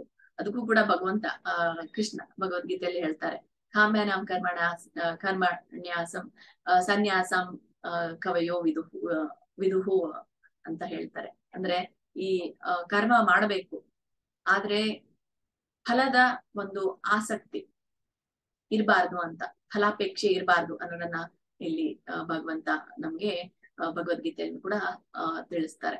ಮತ್ತೆ ಕರ್ಮಣ್ಯವಾಧಿಕಾರಸ್ಥೆ ಮಾ ಫಲೇಶು ಕದಾಚನ ಅನ್ನೋದನ್ನು ಕೂಡ ನಮ್ಗೆ ತಿಳಿಸಿದ್ದಾರೆ. ಅಂದ್ರೆ ನಾವು ವಿಹಿತವಾದಂತಹ ಕರ್ಮವನ್ನ ನಾವು ಮಾಡಬೇಕು ಅನ್ನೋದನ್ನ. ಯಾಕಂದ್ರೆ ಕರ್ಮ ಸನ್ಯಾಸ ಯೋಗ ಅನ್ನೋದು ಭಗವದ್ಗೀತೆ 5ನೇ ಅಧ್ಯಾಯದ ಒಂದು ಶೀರ್ಷಿಕೆ ಆಗಿರೋದ್ರಿಂದ ಇಲ್ಲಿ ವಿಹಿತ ಕರ್ಮಗಳು ನಾವು ಮಾಡಲೇಬೇಕು ಅನ್ನೋದನ್ನ ಭಗವಂತ ತಿಳಿಸ್ತಾರೆ. ವಿಹಿತ ಕರ್ಮಗಳು ಅಂತಂದ್ರೆ ಯಾವುದು? ನಮ್ಮ ವರ್ಣಗಳು, ನಮ್ಮ ಆಶ್ರಮಗಳ ಪ್ರಕಾರ. ಈಗ ಒಬ್ಬಳು ಗೃಹಿಣಿ ತನಗೆ ಇರುವಂತಹ ವಿಹಿತ ಕರ್ತವ್ಯಗಳನ್ನ ಅವಳು ಮಾಡ್ಲೇಬೇಕು. ಮತ್ತೆ ಒಬ್ಬ ವಿದ್ಯಾರ್ಥಿ ತನಗೆ ವಿಹಿತವಾದಂತಹ ಕರ್ತವ್ಯ, ಅಭ್ಯಾಸ, ಪರೀಕ್ಷೆಯ ಒಂದು ತಯಾರಿ, ಇವುಗಳನ್ನ ಅವನು ಮಾಡ್ಲೇಬೇಕು. ಒಂದು ಮಗು ಆಗಿರ್ಬಹುದು, ಅಥವಾ ಯಾರು ವಿವಿಧ ಆಶ್ರಮಗಳಲ್ಲಿರುವಂತಹವರು, ಇವರು ಬ್ರಹ್ಮಚಾರ್ಯ, ಗೃಹಸ್ಥ, ವಾನಪ್ರಸ್ಥ, ಸನ್ಯಾಸಿ. ವರ್ಣಗಳಂತಂದ್ರೆ ಈ ಬ್ರಾಹ್ಮಣ, ಕ್ಷತ್ರಿಯ, ವೈಶ್ಯ, ಶೂದ್ರ, ಇವರೆಲ್ಲರನ್ನೂ ಕೂಡ ಅವ್ರಿಗೆ ಯಾವ ವಿಹಿತವಾದಂತಹ ಅಥವಾ ವಿಧಿತವಾದಂತಹ ಅಂತ ಹೇಳ್ಬೋದು. ವಿಧಿತ ಕರ್ತವ್ಯ ಅಂತ ಹೇಳ್ತಾರೆ, ವಿಹಿತವಾದಂತಹ ಕರ್ತವ್ಯ ಅಂತಾನು ಹೇಳ್ತಾರೆ. ಸೊ ಇವುಗಳನ್ನ ಅವರು ಮಾಡಲೇಬೇಕು. ಮತ್ತೆ ಇದು ಒಟ್ಟಾರೆ ಈ ಒಂದು ಯಾವುದು ಈ ಅಧ್ಯಾಯ 5ರ ಏನು ಮಹಾತ್ಮೆ ನಾವು ತಿಳ್ಕೊಂಡ್ವಿ. ಇದರ ಒಂದು ಸಾರಾಂಶ ಏನ್ ಹೇಳುತ್ತೆ ಅಂತಂದ್ರೆ, ಈ ಭಗವದ್ಗೀತೆಯ ಅನ್ನೋದು ಒಂದು ಕಪಾಲವಿದ್ದಂತೆ. ಅಂದ್ರೆ ಕಪಾಲ ಅಂತಂದ್ರೆ ಒಬ್ಬ ಬಟುವಿನ ಹೇಗೆ ಈ ಒಬ್ಬ ಬ್ರಹ್ಮ ಜ್ಞಾನಿಯಾದಂತಹ ಬಟುವಿನ ಕಪಾಲ, ಅಂದ್ರೆ ಅದರಲ್ಲಿರುವಂತಹ ಗಂಗಾ ನದಿಯ ನೀರು ಭಗವದ್ಗೀತೆಯಲ್ಲಿ ಹೀಗೆ ಇದು ಒಂದು ಕಪಾಲ. ಈ ಕಪಾಲದಲ್ಲಿ ಗಂಗೆಯ ನೀರಿದೆ. ಸೊ ನಾವು ಈ ಗಂಗೆಯ ನೀರಲ್ಲಿ ಬಿದ್ದಾಗ ನಮ್ಗೆ ಮೋಕ್ಷ ಅನ್ನೋದು ಒದಗುತ್ತೆ ಅನ್ನೋದು ಈ ಒಂದು ಮಹಾತ್ಮೆ ನಮ್ಗೆ ತಿಳಿಸುತ್ತೆ. ಹೀಗೇನೆ ಅವರೂ ಕೂಡ ಅವ್ರಿಗೆ ಮೋಕ್ಷ ಸಿಕ್ತಿರ್ಲಿಲ್ಲ. ಈ ಒಂದು ಅವ್ರಿಗೆ ಪ್ರಾರಬ್ಧ ಕರ್ಮ ಮುಗಿಬೇಕಾಗಿತ್ತು, ಮತ್ತೆ ಜೊತೆಗೆ ಅಲ್ಲಿ ಬ್ರಹ್ಮಜ್ಞಾನಿಯಾದಂತ ಬಟ್ಟು ಬಂದಿರೋದ್ರಿಂದ, ಆ ಕಪಾಲದಲ್ಲಿ ಬಿದ್ದಿರೋದ್ರಿಂದ ಅವ್ರಿಗೆ ಈ ಒಂದು ಭಗವದ್ಗೀತೆಯ 5ನೇ ಅಧ್ಯಾಯದ ಒಂದು ಕಪಾಲವೆಂಬಂತಹ ಗಂಗೆಯ ನೀರಿನಿಂದ ಮೋಕ್ಷ ಅವ್ರಿಗೆ ಸಿಕ್ಕಾಗಾಯ್ತು. ಹಾಗಾಗಿ ಈ ಬಟ್ಟುವೂ ಕೂಡ ಈ ಭಗವದ್ಗೀತೆ 5ನೇ ಅಧ್ಯಾಯದ ಪಠಣವನ್ನ ನಿರಂತರವಾಗಿ ಮಾಡಿರೋದ್ರಿಂದ ಅವ್ರಿಗೆ ಈ ತರದ ಒಂದು ಮೋಕ್ಷ ಸಿಕ್ತು ಅನ್ನೋದು ನಾವು ತಿಳ್ಕೊಳ್ಬಹುದು. ಇನ್ನೊಂದು ಕರ್ಮದ ಬಗ್ಗೆ ನಾವು ಹೇಳೋದಾದ್ರೆ ಒಂದು ಇದಿದೆ, ಒಂದು ಶ್ಲೋಕ, ಪುರಾಣಗಳಲ್ಲಿ ಇರುವಂತಹ ಒಂದು ಶ್ಲೋಕ.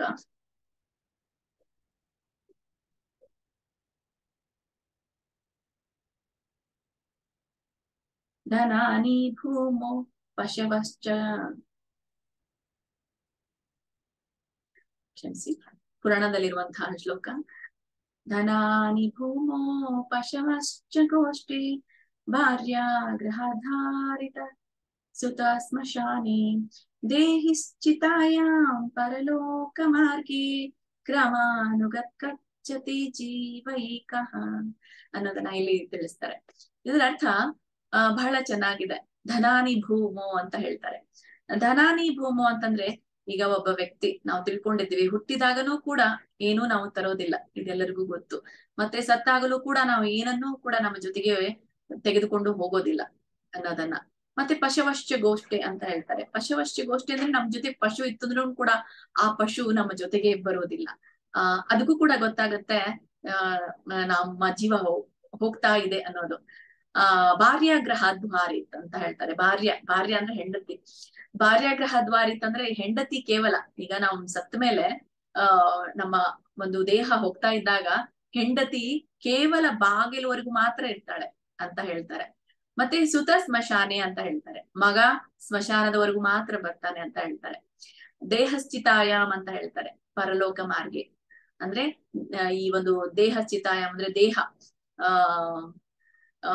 ಹೇಗೆ ಒಂದು ವೈಶಿಷ್ಟ್ಯತೆ ಇದೆ ಅಂದ್ರೆ ನಮ್ಮ ಭಾವನೆಗಳೊಂದಿಗೆ ಮತ್ತೆ ನಮ್ಮ ಒಂದು ಗ್ರಹಿಕೆ.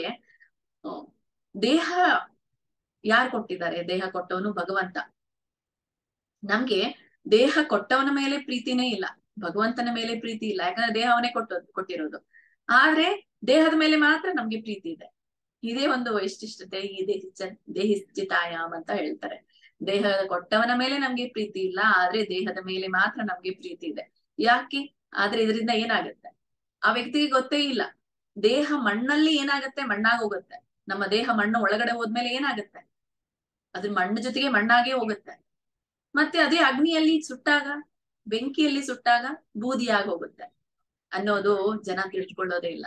ಹಾಗಾಗಿ ಕರ್ಮಕೃತ್ ಅಂತ ಹೇಳ್ತಾರೆ. ಕರ್ತಾರಂ ಅನುಗಚ್ಚತಿ ಅಂತ ಹೇಳ್ತಾರೆ. ಸೊ ಯಾರು ಕರ್ಮವನ್ನ ಮಾಡ್ತಾರೋ ಅವರು ಯಾರು ಭೂಮಿ ಮೇಲೆ ಬರ್ತಾರೋ ಅವರು ಕರ್ಮವನ್ನ ಮಾಡಲೇಬೇಕು. ಆ ಕರ್ಮವನ್ನ ಮಾಡುವಾಗ ಯಾವುದೇ ಫಲಾಪೇಕ್ಷೆ ಇಲ್ಲದೆ ಅವರು ಕರ್ಮವನ್ನ ಮಾಡ್ಬೇಕು. ಮತ್ತೆ ಜೊತೆಗೆ ಯಾವುದೇ ಪಾಪ ಪುಣ್ಯದ ಪ್ರಭಾವ ಬರಬಾರದು ಅಂತಂದ್ರೆ ಅವರು ಭಗವಂತನ ಒಂದು ಭಕ್ತಿಯಲ್ಲಿ ಇದ್ದುಕೊಂಡು ಫಲಾಪೇಕ್ಷೆ ಇಲ್ಲದೆ ಕರ್ಮವನ್ನ ಮಾಡ್ಬೇಕು ಅಂತ ಹೇಳ್ತಾರೆ. ಸೊ ಭಗವಂತನ ತೇನ ವಿನಃ ತೃಣಮಪಿ ನ ಚಲತಿ ಅನ್ನೋದನ್ನು ಕೂಡ ನಾವು ನೋಡಿದ್ದೇವೆ. ಭಗವಂತನ ಇಚ್ಛೆ ಇಲ್ಲದೆ ಒಂದು ಹುಲ್ಲು ಕಡ್ಡಿಯೂ ಕೂಡ ಅಳಗಾಡೋದಿಲ್ಲ. ಅದೊಂದು ಕಥೆಯೂ ಕೂಡ ನಿಮ್ಗೆ ಗೊತ್ತು. ಹಾಗಾಗಿ ಈ ಒಂದು ಮಹಾತ್ಮೆ ಏನ್ ಹೇಳುತ್ತೆ ಅಂತಂದ್ರೆ ಭಗವದ್ಗೀತೆ 5ನೇ ಅಧ್ಯಾಯದ್ದು ಒಬ್ಬ ವ್ಯಕ್ತಿ ಅಹಂಕಾರ ಮತ್ತೆ ಮಮಕಾರ ಎರಡೂ ಕೂಡ ಇರಬಾರ್ದು ಅಂತ ಹೇಳ್ತಾರೆ. ಹೀಗೆ ನಾವು ರಾಗ ಮತ್ತೆ ದ್ವೇಷ ಎರಡೂ ಇಲ್ಲದೇನೆ ಕರ್ಮವನ್ನ ಮಾಡ್ಬೇಕು. ಕರ್ಮದಲ್ಲಿ ಆಸಕ್ತಿ ಇಟ್ಕೊಳ್ಬಾರ್ದು, ಕರ್ಮ ಫಲದಲ್ಲಿ ಆಸಕ್ತಿ ಇಟ್ಕೊಳ್ಬಾರ್ದು. ಕರ್ಮವನ್ನ ಮಾಡಿದ್ರೂ ಕೂಡ ನಾವು ಅಕರ್ಮ ಮಾಡಿದ ಹಾಗೆ ಇರ್ಬೇಕು. ಕರ್ಮ ಮಾಡಿದ್ರೂ ಕೂಡ ನಾವು ಕರ್ಮ ಮಾಡದೇ ಇರೋ ಹಾಗೆ ಇರ್ಬೇಕು ಅನ್ನೋದನ್ನ ನಮ್ಗೆ ಈ ಒಂದು ಮಹಾತ್ಮೆ ತಿಳಿಸುತ್ತೆ. ಹರೇ ಕೃಷ್ಣ.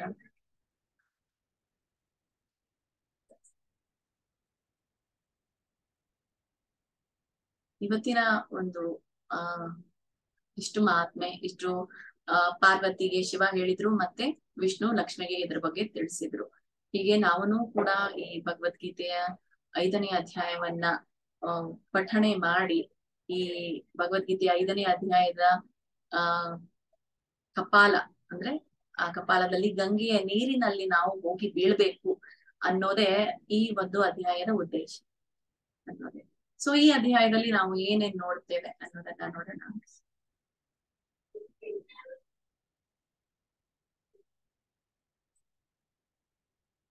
ಭಗವದ್ಗೀತೆಯ 5ನೇ ಅಧ್ಯಾಯದ ಹೆಸರು ಕರ್ಮ ಸನ್ಯಾಸ ಯೋಗ. ಈಗಾಗಲೇ ಈ ಮಹಾತ್ಮೆ ತಿಳಿಸಿರೋ ಹಾಗೆ ಈ ಕರ್ಮ ಸನ್ಯಾಸ ಯೋಗದಲ್ಲಿ ನಮ್ಗೆ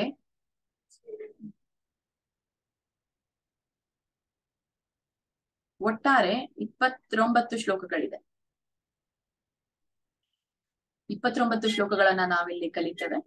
ಇವುಗಳನ್ನ ನಾವು ಈ ಭಗವದ್ಗೀತೆ 5ನೇ ಅಧ್ಯಾಯದ ಒಂದು ಅವಲೋಕನ. ಇದರಲ್ಲಿ ನಾವು 5 ಭಾಗಗಳನ್ನ ನೋಡ್ತೇವೆ. ಮೊದಲನೇ ಭಾಗದಲ್ಲಿ ನಾವು ಹೇಗೆ ನಾವು ಕರ್ಮವನ್ನ ಮಾಡಬೇಕು ಅನ್ನೋದನ್ನ ತಿಳಿಸುತ್ತೆ. ಅದಕ್ಕೆ ಒಂದು ಸಾದೃಶ್ಯವನ್ನ ಕೊಡಲಾಗಿದೆ. ಆ ಸಾದೃಶ್ಯ ಏನು ಅಂದ್ರೆ ಈ ಒಂದು ಲೋಟಸ್ ಅಂದ್ರೆ ಕಮಲದ ಮೇಲೆ ನೀರು ಬಿದ್ದಿರುತ್ತೆ, ಆದ್ರೆ ಅದಕ್ಕೆ ನೀರು ಅದ್ರ ಮೇಲೆ ಇದ್ರೂ ಕೂಡ ಆ ನೀರು ಅದಕ್ಕೆ ಲೇಪನ, ಆ ನೀರಿನ ಲೇಪನ ಆ ಕಮಲದ ಎಲೆ ಮೇಲೆ ಇರಲ್ಲ. ಹಾಗಾಗಿ ನಾವು ಕರ್ಮ ಮಾಡಿದ್ರು ಕೂಡ ಅದರ ಲೇಪನ ನಮ್ಗೆ ಇರಬಾರದು ಅನ್ನೋದನ್ನ ಇಲ್ಲಿ ನಾವು ನೋಡ್ತೇವೆ. ಮತ್ತೆ 3 ಕರ್ತಾರರು ಯಾರು ಅನ್ನೋದನ್ನ ನಾವು ತಿಳ್ಕೊಳ್ತೇವೆ. ಮತ್ತೆ ಸಮಾನ ದೃಷ್ಟಿ ಹೇಗಿರ್ಬೇಕು, ಎಲ್ಲರನ್ನೂ ಸಮಾನ ದೃಷ್ಟಿಯಿಂದ ನೋಡುವುದು ಹೇಗೆ ಅನ್ನೋದು ನಾವು ಈ ಒಂದು ಇದರಲ್ಲಿ ಕಲಿತೇವೆ ಅಧ್ಯಾಯದಲ್ಲಿ. ಮತ್ತೆ ಅಷ್ಟಾಂಗ ಯೋಗವನ್ನ ನಾವು ತಿಳ್ಕೊಳ್ಳಿಕ್ಕಿದ್ದೇವೆ. ಈಗಾಗಲೇ ಅಷ್ಟಾಂಗ ಯೋಗದ ಸ್ವಲ್ಪ ನಮಗೆ ವಿಷಯ ವಸ್ತುಗಳು ನಮ್ಗೆ ತಿಳಿದಿದೆ. ಆದ್ರೂ ಕೂಡ ನಾವು ಇಲ್ಲಿ ಈ ಒಂದು ಅಷ್ಟಾಂಗ ಯೋಗದ ಕುರಿತು ಸ್ವಲ್ಪ ನಾವು ತಿಳ್ಕೊಳ್ತೇವೆ. ಮತ್ತೆ ಜೊತೆಗೆ ಈ ಒಂದು ಶಾಂತಿ ಮಂತ್ರ ಯಾವುದು ಅನ್ನೋದು ನಾವು ನೋಡ್ತೇವೆ. ಸೊ ಜಗತ್ತಿನಲ್ಲಿ ಶಾಂತಿ ಇರ್ಬೇಕು, ನಮಗೆ ಶಾಂತಿ ಇರ್ಬೇಕು ಅಂತಂದ್ರೆ ಅದರ ಒಂದು ಮಂತ್ರ ಯಾವುದು ಅನ್ನೋದನ್ನ ನಾವು ನೋಡ್ತೇವೆ. ಹೀಗೆ 5 ವಿಷಯಗಳನ್ನ ನಾವು ಇದರಲ್ಲಿ ಅಧ್ಯಾಯದಲ್ಲಿ ತಿಳ್ಕೊಳ್ತೇವೆ. ಹರೇ ಕೃಷ್ಣ.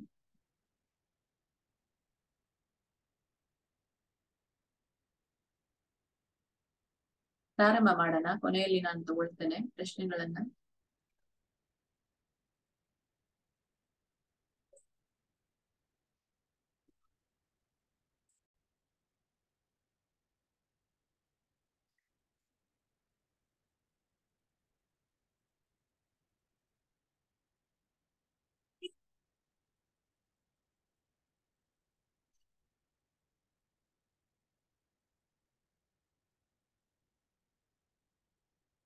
ಯಾರಿಗೆಲ್ಲ ಶ್ಲೋಕ ಅನುವಾದ ಭಾವಾರ್ಥ ಓದ್ಲಿಕ್ಕೆ ಇಚ್ಛೆ ಇದೆಯೋ ಇವತ್ತು ಕೇವಲ ನಾವು ಓದೋಣ, ನಾಳೆಗೆ ನಾವು ಇದರ ವಿವರಣೆಯನ್ನ ತಿಳ್ಕೊಳ್ಳೋಣ. ಭಗವದ್ಗೀತೆಯ 5ನೇ ಅಧ್ಯಾಯದ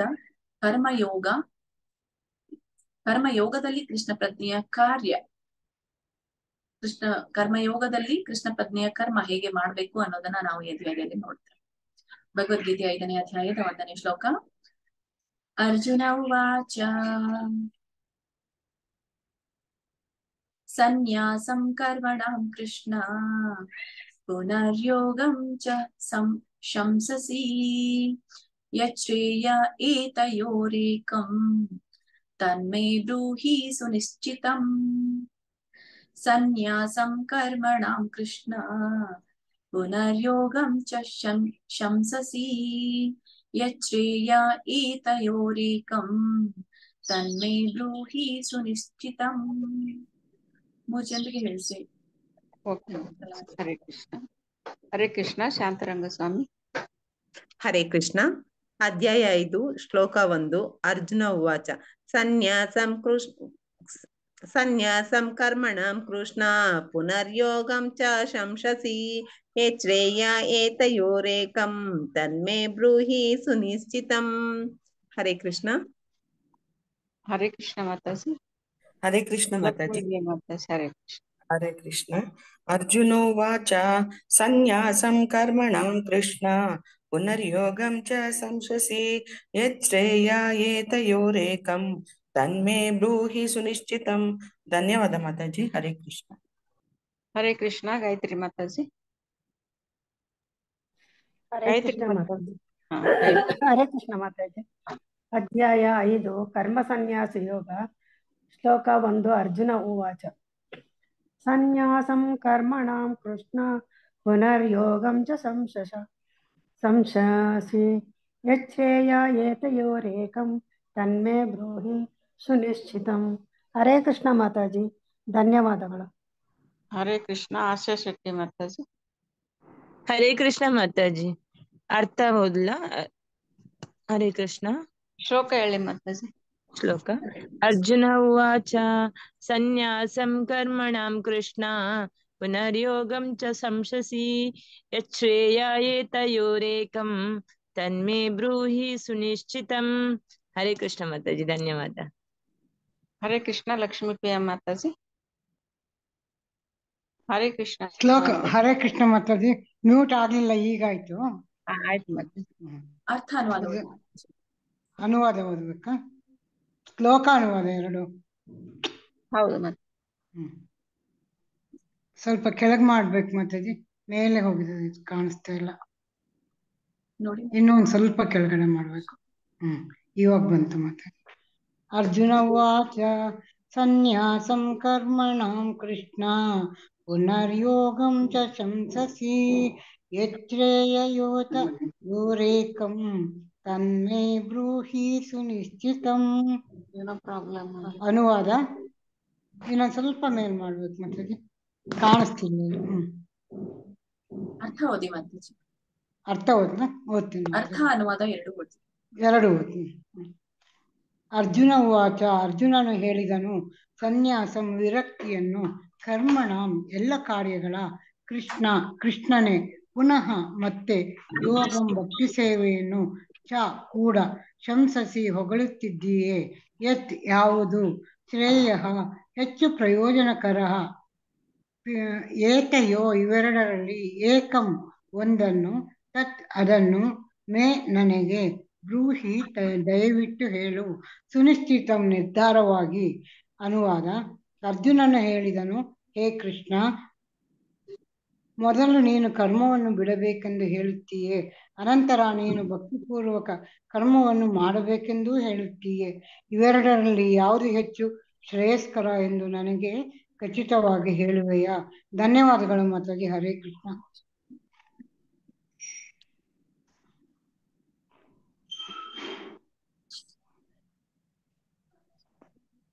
ಭಾವಾರ್ಥ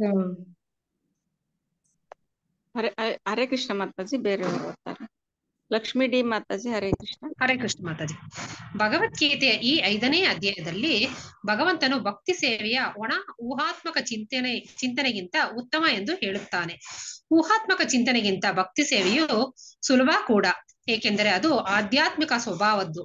ಆದ್ದರಿಂದ ಅದು ನಮ್ಮನ್ನು ಕರ್ಮ ಬಂಧನದಿಂದ ಬಿಡುಗಡೆ ಮಾಡುತ್ತದೆ. 2ನೇ ಅಧ್ಯಾಯದಲ್ಲಿ ಆತ್ಮದ ಸ್ವರೂಪವನ್ನು ಮತ್ತು ಭೌತಿಕ ಶರೀರದಲ್ಲಿ ಅದು ಬಂಧಿತವಾಗಿರುವುದನ್ನು ಕುರಿತು ಪ್ರಾಥಮಿಕವಾದ ಸಂಗತಿಯನ್ನು ವಿವರಿಸಲಾಗಿತ್ತು. ಬುದ್ಧಿಯೋಗ ಅಥವಾ ಭಕ್ತಿ ಸೇವೆಯ ಮೂಲಕ ಈ ಭೌತಿಕ ಸೆರೆಯಿಂದ ಬಿಡುಗಡೆ ಹೊಂದುವುದು ಹೇಗೆ ಎಂದು ವಿವರಿಸಲಾಯಿತು. 3ನೇ ಅಧ್ಯಾಯದಲ್ಲಿ ಜ್ಞಾನದ ನೆಲೆಗೆ ಏರಿದವನು ಯಾವ ಕರ್ತವ್ಯಗಳನ್ನು ಮಾಡಬೇಕಾಗಿಲ್ಲ ಎಂದು ವಿವರಿಸಲಾಯಿತು. ಮತ್ತೆ ಸ್ವಲ್ಪ ಮೇಲೆ ಸ್ಕ್ರೋಲ್ ಮಾಡಬೇಕು. 4ನೇ ಅಧ್ಯಾಯದಲ್ಲಿ ಯಜ್ಞರೂಪದ ಎಲ್ಲಾ ಕರ್ಮವು ಜ್ಞಾನದಲ್ಲಿ ಕೊನೆಗೊಳ್ಳುತ್ತದೆ ಎಂದು ಭಗವಂತನು ಅರ್ಜುನನಿಗೆ ಹೇಳಿದನು. ಆದರೆ 4ನೇ ಅಧ್ಯಾಯದಲ್ಲಿ ಅಂತ್ಯದಲ್ಲಿ ಭಗವಂತನು ಅರ್ಜುನನಿಗೆ ಪರಿಪೂರ್ಣ ಜ್ಞಾನದಲ್ಲಿ ನೆಲೆಗೊಂಡಿದ್ದು ಜಾಗೃತನಾಗಿ ಯುದ್ಧ ಮಾಡಬೇಕೆಂದು ಹೇಳಿದನು. ಹೀಗೆ ಕೃಷ್ಣನು ಏಕಕಾಲದಲ್ಲಿ ಭಕ್ತಿಪೂರ್ವಕವಾದ ಕರ್ಮದ ಮಹತ್ವವನ್ನು ಮತ್ತು ಜ್ಞಾನದ ನೆಲೆಯಲ್ಲಿ ಕರ್ಮವನ್ನು ಆಚರಿಸದೆ ಇರುವುದರ ಮಹತ್ವವನ್ನು ಒತ್ತಿ ಹೇಳಿದನು. ಕೃಷ್ಣನ ಈ ಮಾತುಗಳಿಂದ ಅರ್ಜುನನು ಗಲಿಬಿಲಿಗೊಂಡದ್ದಲ್ಲದೆ ಅವನ ಸಂಕಲ್ಪ ಶಕ್ತಿಯೇ ಗೊಂದಲಕ್ಕೀಡಾಯಿತು.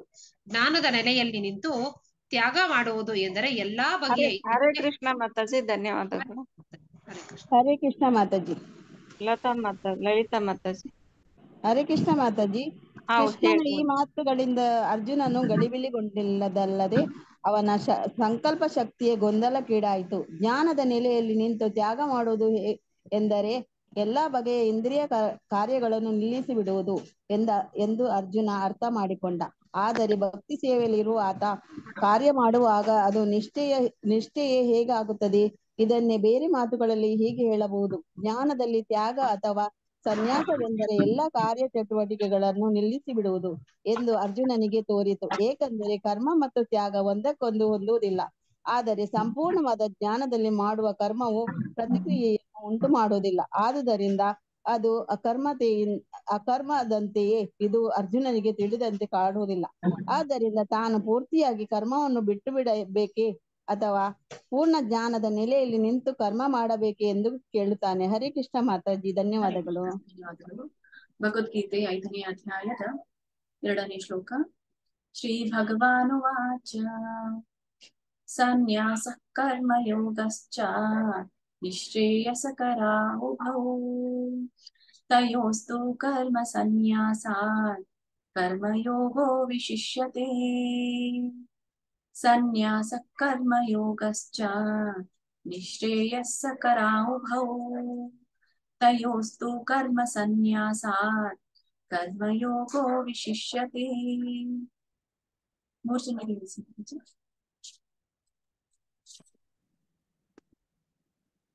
ಓಕೆ ಮಾತಾಜಿ. ಹರೇ ಕೃಷ್ಣ. ವಸಂತಿ ಮಾತಾಜಿ. हरे कृष्ण श्री भगवान वाच संन्यास कर्म योगश्च श्रेयस्कर राहुगो योगो विशेष हरे कृष्ण ಹರೇ ಕೃಷ್ಣ ಕಾಂತಮಣಿ ಮಾತಾಜಿ. ಹರೇ ಕೃಷ್ಣ ಮಾತಾಜಿ. ಶ್ರೀ ಭಗವಾನುವಾಚ ಸನ್ಯಾಸ ಕರ್ಮಯೋಗಶ್ಚ ನಿಶ್ರೇಯಸ್ಕರಾವುಭೌ ತಯೋಸ್ತು ಕರ್ಮ ಸನ್ಯಾಸಾತ್ ಕರ್ಮಯೋಗೋ ವಿಶಿಷ್ಯತೆ. ಹರೇ ಮಾತಾಜಿ. ಹರೇ ಕೃಷ್ಣ ಗೀತಾ ಮಾತಾಜಿ. ಶ್ಲೋಕನ ಮಾತಾಜಿ. ಹೌದು ಮಾತಾಜಿ. ಶ್ರೀ ಭಗವಾನುವಾಚ ಸನ್ಯಾಸ ಕರ್ಮಯೋಗಶ್ಚ ನಿಶ್ರೇಯಸ್ಕರಾವುಭೌ ತಯೋಸ್ತು ಕರ್ಮ ಸನ್ಯಾಸಾತ್ ಕರ್ಮಯೋಗೋ ವಿಶಿಷ್ಯತೆ. ಹರೇ ಕೃಷ್ಣ ಮಾತಾಜಿ. ಹರೇ ಕೃಷ್ಣ ಉಮಾದೇವಿ ಮಾತಾಜಿ. ಹರೇ ಕೃಷ್ಣ ಮಾತಾಜಿ. ಮೀನಿಂಗ್ ಯಾವುದು ಮಾತಾಜಿ? ಅನುವಾದ ಮೀನಿಂಗ್ ಅನುವಾದ ಓದಿ ಓದ್ತೀನಿ ಮಾತಾಜಿ.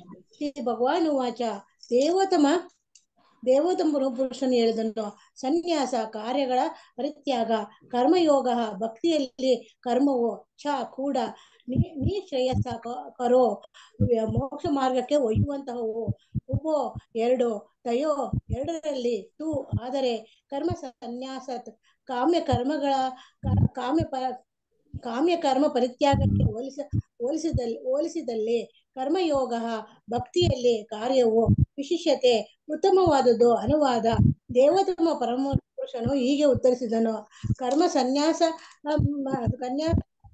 ಭಕ್ತಿ ಮಾರ್ಗ ಸೇವಕ ಕರ್ಮ ಎರಡು ಮುಕ್ತಿ ಪದಕ್ಕೆ ಕೊಂಡೊಯ್ಯುತ್ತವೆ. ಸ್ವಲ್ಪ ಮೇಲ್ ಮಾಡಿ ಮಾತಾಜಿ.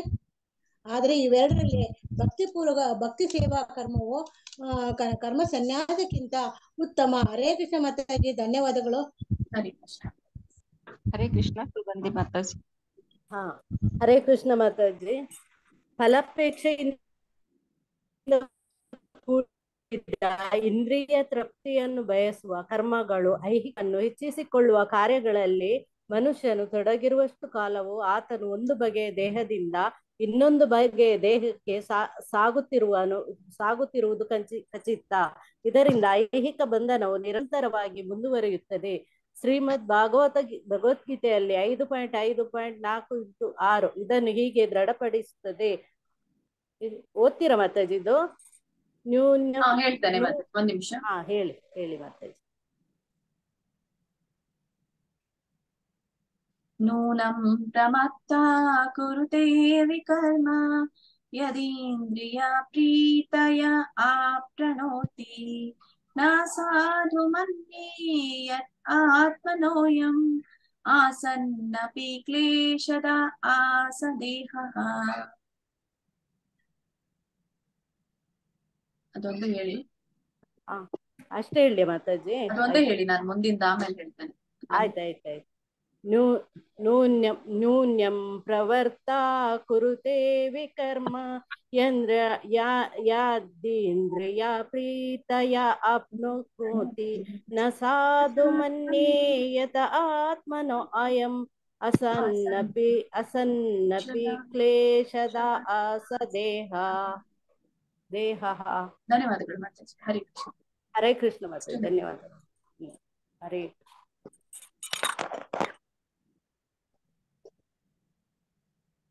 ಹರೇ ಕೃಷ್ಣ.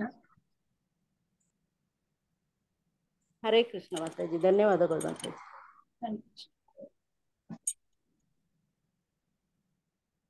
ಹರೇ ಕೃಷ್ಣ ಮಾತಾಜಿ. ಅನ್ಮ್ಯೂಟ್ ಮಾಡ್ಕೊಳ್ಳಿ. ಪರಾಭವಸ್ತಾವದಬೋಧ ಜಾತೋ ಯಾವನ್ನ ಜಿಜ್ಞಾಸತ ಆತ್ಮತತ್ವಂ ಯಾವತ್ ಕ್ರಿಯಾಸ್ಥಾವದಿದಂ ಮನೋ ವೈ ಕರ್ಮಾತ್ಮಕಂ ಯೇನ ಶರೀರ ಬಂಧನಃ.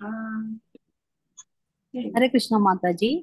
ಪರಾಭವಸ್ತಾದವದಬೋಧ ಜಾತೋ ಯಾವನ್ನ ಜಿಜ್ಞಾಸತ ಆತ್ಮತತ್ವಂ ಯಾವತ್ ಕ್ರಿಯಾಸ್ತಾವದಿತಂ ಮನೋ ವೈ ಕರ್ಮಾತ್ಮಕಂ ಯೇನ ಶರೀರ ಬಂಧನಃ.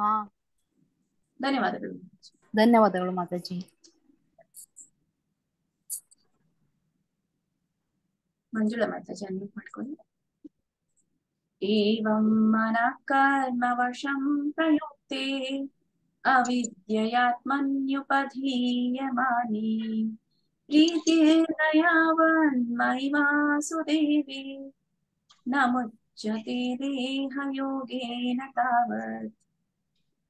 ಹರೇ ಕೃಷ್ಣ ಮಾತಾಜಿ. ಏವಂ ಮನಂ ಕರ್ಮವಶಂ ಪ್ರಯುಕ್ತೆ ಅವಿಧೇಯಾತ್ಮಾನ್ಯುಪಧೀಯಮಾನೆ ಪ್ರೀತಿರ್ನಯಾವನ್ಮಯಿ ನ ಮುಚ್ಯತೆ ದೇಹಯೋಗೇನ ತಾವತ್. ಓದಿ ಮತ್ತೆ ಕಂಟಿನ್ಯೂ ಮಾಡಿ ನೀವೇ. ಕಂಟಿನ್ಯೂ ಮಾಡೋಣ. ಇಂದ್ರಿಯ ತೃಪ್ತಿಗಾಗಿ ಜನರು ಉನ್ಮತ್ತರಾಗುತ್ತಾರೆ. ಯಾತನೆಗಳಿಂದ ತುಂಬಿದ ಈಗಿನ ಶರೀರವು ಹಿಂದಿನ ಜನ್ಮಗಳಲ್ಲಿ ಫಲಾಪೇಕ್ಷೆಯಿಂದ ಕರ್ಮಗಳನ್ನು ಮಾಡಿದ್ದರ ಪರಿಣಾಮ ಎಂದು ಅವರಿಗೆ ತಿಳಿಯದು. ದೇಹವು ಅಲ್ಪಕಾಲದ್ದಾದರೂ ಅನೇಕ ರೀತಿಗಳಲ್ಲಿ ಏನಾಯ್ತು?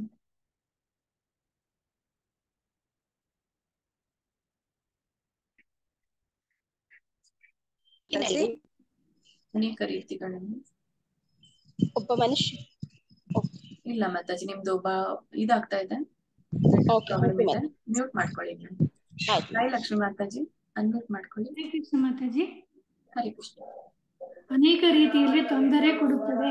ಆದುದರಿಂದ ಇಂದ್ರಿಯ ತೃಪ್ತಿಗಾಗಿ ಕರ್ಮ ಮಾಡುವುದು ಒಳ್ಳೆಯದಲ್ಲ. ಒಬ್ಬ ಮನುಷ್ಯನು ತನ್ನ ನಿಜವಾದ ಸ್ವರೂಪವನ್ನು ಕುರಿತು ಜಿಜ್ಞಾಸೆ ಮಾಡದೆ ಇರುವವರೆಗೆ ಅವನು ಬದುಕಿನಲ್ಲಿ ತುಂಬಾ ಡಿಸ್ಟರ್ಬೆನ್ಸ್ ಇದೆ ಮಾತಾಜಿ. ಮಾಡ್ಕೊಳ್ಳಿ. ತುಂಬಾ ಡಿಸ್ಟರ್ಬೆನ್ಸ್ ಇದೆ. ಶಿವಶಂಕರ್ ಪ್ರಭುಜಿ. ಹರೇ ಕೃಷ್ಣ ಮಾತಾಜಿ. ನಿಜವಾದ ಸ್ವರೂಪವು ತಿಳಿಯುವವರೆಗೆ ಅವನು ಇಂದ್ರಿಯ ತೃಪ್ತಿಗಾಗಿ ಫಲಾಪೇಕ್ಷೆಯಿಂದ ಕರ್ಮವನ್ನು ಮಾಡಬೇಕಾಗುತ್ತದೆ. ಇಂದ್ರಿಯ ತೃಪ್ತಿಯ ಪ್ರಜ್ಞೆಯಲ್ಲಿ ಮುಳುಗಿರುವವರೆಗೆ ಮನುಷ್ಯನು ದೇಹದಿಂದ ದೇಹಕ್ಕೆ ಸಾಗುತ್ತಿರಬೇಕಾಗುತ್ತದೆ. ಮನಸ್ಸು ಕಾಮ್ಯಕರ್ಮ ವಶವಾಗಿದ್ದು ಅಜ್ಞಾನದ ಪ್ರಭಾವಕ್ಕೆ ಒಳಗಾಗಿದ್ದರೂ ಮನುಷ್ಯನು ವಾಸುದೇವನ ಭಕ್ತಿ ಸೇವೆಯಲ್ಲಿ ಪ್ರೀತಿಯನ್ನು ಬೆಳೆಸಿಕೊಳ್ಳಬೇಕು. ಆಗ ಮಾತ್ರ ಮನುಷ್ಯನಿಗೆ ಐಕ ಅಸ್ತಿತ್ವದ ಬಂಧನದಿಂದ ಮುಕ್ತನಾಗುವ ಅವಕಾಶ ಲಭ್ಯವಾಗುತ್ತದೆ. ಆದ್ದರಿಂದ ಜ್ಞಾನವು ನಾನು ಈ ಜಡ ಶರೀರವಲ್ಲ, ಆತ್ಮ ಎಂಬ ಅರಿವು ಮುಕ್ತಿಗೆ ಸಾಲದು. ಚೇತನಾತ್ಮನ ನೆಲೆಯಿಂದ ಮನುಷ್ಯನು ಕ್ರಿಯಾಶೀಲನಾಗಬೇಕಾಗುತ್ತದೆ. ಇಲ್ಲವಾದರೆ ಐಕ ಬಂಧನದಿಂದ ಮುಕ್ತಿ ಇಲ್ಲ. ಕೃಷ್ಣ ಪ್ರಜ್ಞೆಯಿಂದ ಕೂಡಿದ ಕರ್ಮವು ಮಾತ್ರ ಫಲಾಪೇಕ್ಷೆಯಿಂದ ಮಾಡಿದ ಕರ್ಮವಲ್ಲ. ಪೂರ್ಣ ಜ್ಞಾನದಿಂದ ಮಾಡಿದ ಕಾರ್ಯ ಚಟುವಟಿಕೆಗಳು ಮನುಷ್ಯನು ನಿಜವಾದ ಜ್ಞಾನವನ್ನು ಬೆಳೆಸಿಕೊಳ್ಳಲು ನೆರವಾಗುತ್ತದೆ. ಕೃಷ್ಣನ ಪ್ರಜ್ಞೆ ಇಲ್ಲದೆ ಫಲಾಪೇಕ್ಷೆ ಇರುವ ಕೆಲಸಗಳನ್ನು ತ್ಯಜಿಸಿದ ಮಾತ್ರಕ್ಕೆ ಹೃದಯವು ಪರಿಶುದ್ಧವಾಗುವುದಿಲ್ಲ. ಹೃದಯವು ಹರೇ ಕೃಷ್ಣ ಮಾತಾಜಿ. ಪ್ರಭುಜಿ, ನೀವು ಯಾವ್ದು ಓದ್ತಾ ಇದ್ದೀರಾ? ಮಾತಾಜಿ ಇದೆ ಶ್ಲೋಕ 2. ಇಲ್ಲಿ ನಾನು ಹೈಲೈಟ್ ಇದೆ, ಕಾಣಿಸ್ತಾ ಇದೆಯಾ? ಅನೇಕ ರೀತಿಗಳು. ಬುಕ್ಕಲ್ಲಿ ಓದ್ತಾ ಇದ್ದೀನಿ ಮಾತಾಜಿ. ಹೌದು, ನೀವು ಮುಂದೆ ಹೋಗಿದ್ದೀರಾ. ಹೌದಾ? ಅನೇಕ ರೀತಿಗಳಲ್ಲಿ ಇದೆ ನೋಡಿ. ಅನೇಕ ರೀತಿಯಲ್ಲಿ ತೊಂದರೆ ಕೊಡುತ್ತದೆ. ಆದುದರಿಂದ ಇಂದ್ರಿಯ ತೃಪ್ತಿಗಾಗಿ ಕರ್ಮ ಮಾಡುವುದು ಒಳ್ಳೆಯದಲ್ಲ. ಒಬ್ಬ ಮನುಷ್ಯನು ತನ್ನ ನಿಜವಾದ ಸ್ವರೂಪವನ್ನು ಕುರಿತು ಜಿಜ್ಞಾಸೆ ಮಾಡದೆ ಇರುವವರೆಗೆ ಅವನು ಬದುಕಿನಲ್ಲಿ ವಿಫಲನಾದವನು ಎಂದು ಭಾವಿಸಬೇಕು. ನಿಜವಾದ ಸ್ವರೂಪ ತಿಳಿಯುವವರೆಗೆ ಅವನು ಇಂದ್ರಿಯ ತೃಪ್ತಿಗಾಗಿ ಫಲಾಪೇಕ್ಷೆಯಿಂದ ಕರ್ಮವನ್ನು ಮಾಡಬೇಕಾಗುತ್ತದೆ. ಇಂದ್ರಿಯ ತೃಪ್ತಿಯ ಪ್ರಜ್ಞೆಯಲ್ಲಿ ಮುಳುಗಿರುವವರೆಗೆ ಮನುಷ್ಯನು ದೇಹದಿಂದ ದೇಹಕ್ಕೆ ಸಾಗುತ್ತಿರಬೇಕಾಗುತ್ತದೆ.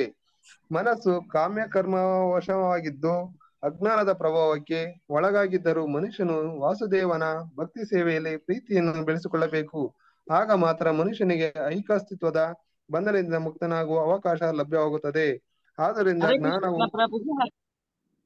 ಹರೇ ಕೃಷ್ಣ ಪ್ರಭುಜಿ, ಧನ್ಯವಾದಗಳು. ಚಿತ್ರ ಮಾತಾಜಿ. ಹರೇ ಕೃಷ್ಣ. ಹರೇ ಕೃಷ್ಣ ಮಾತಾಜಿ.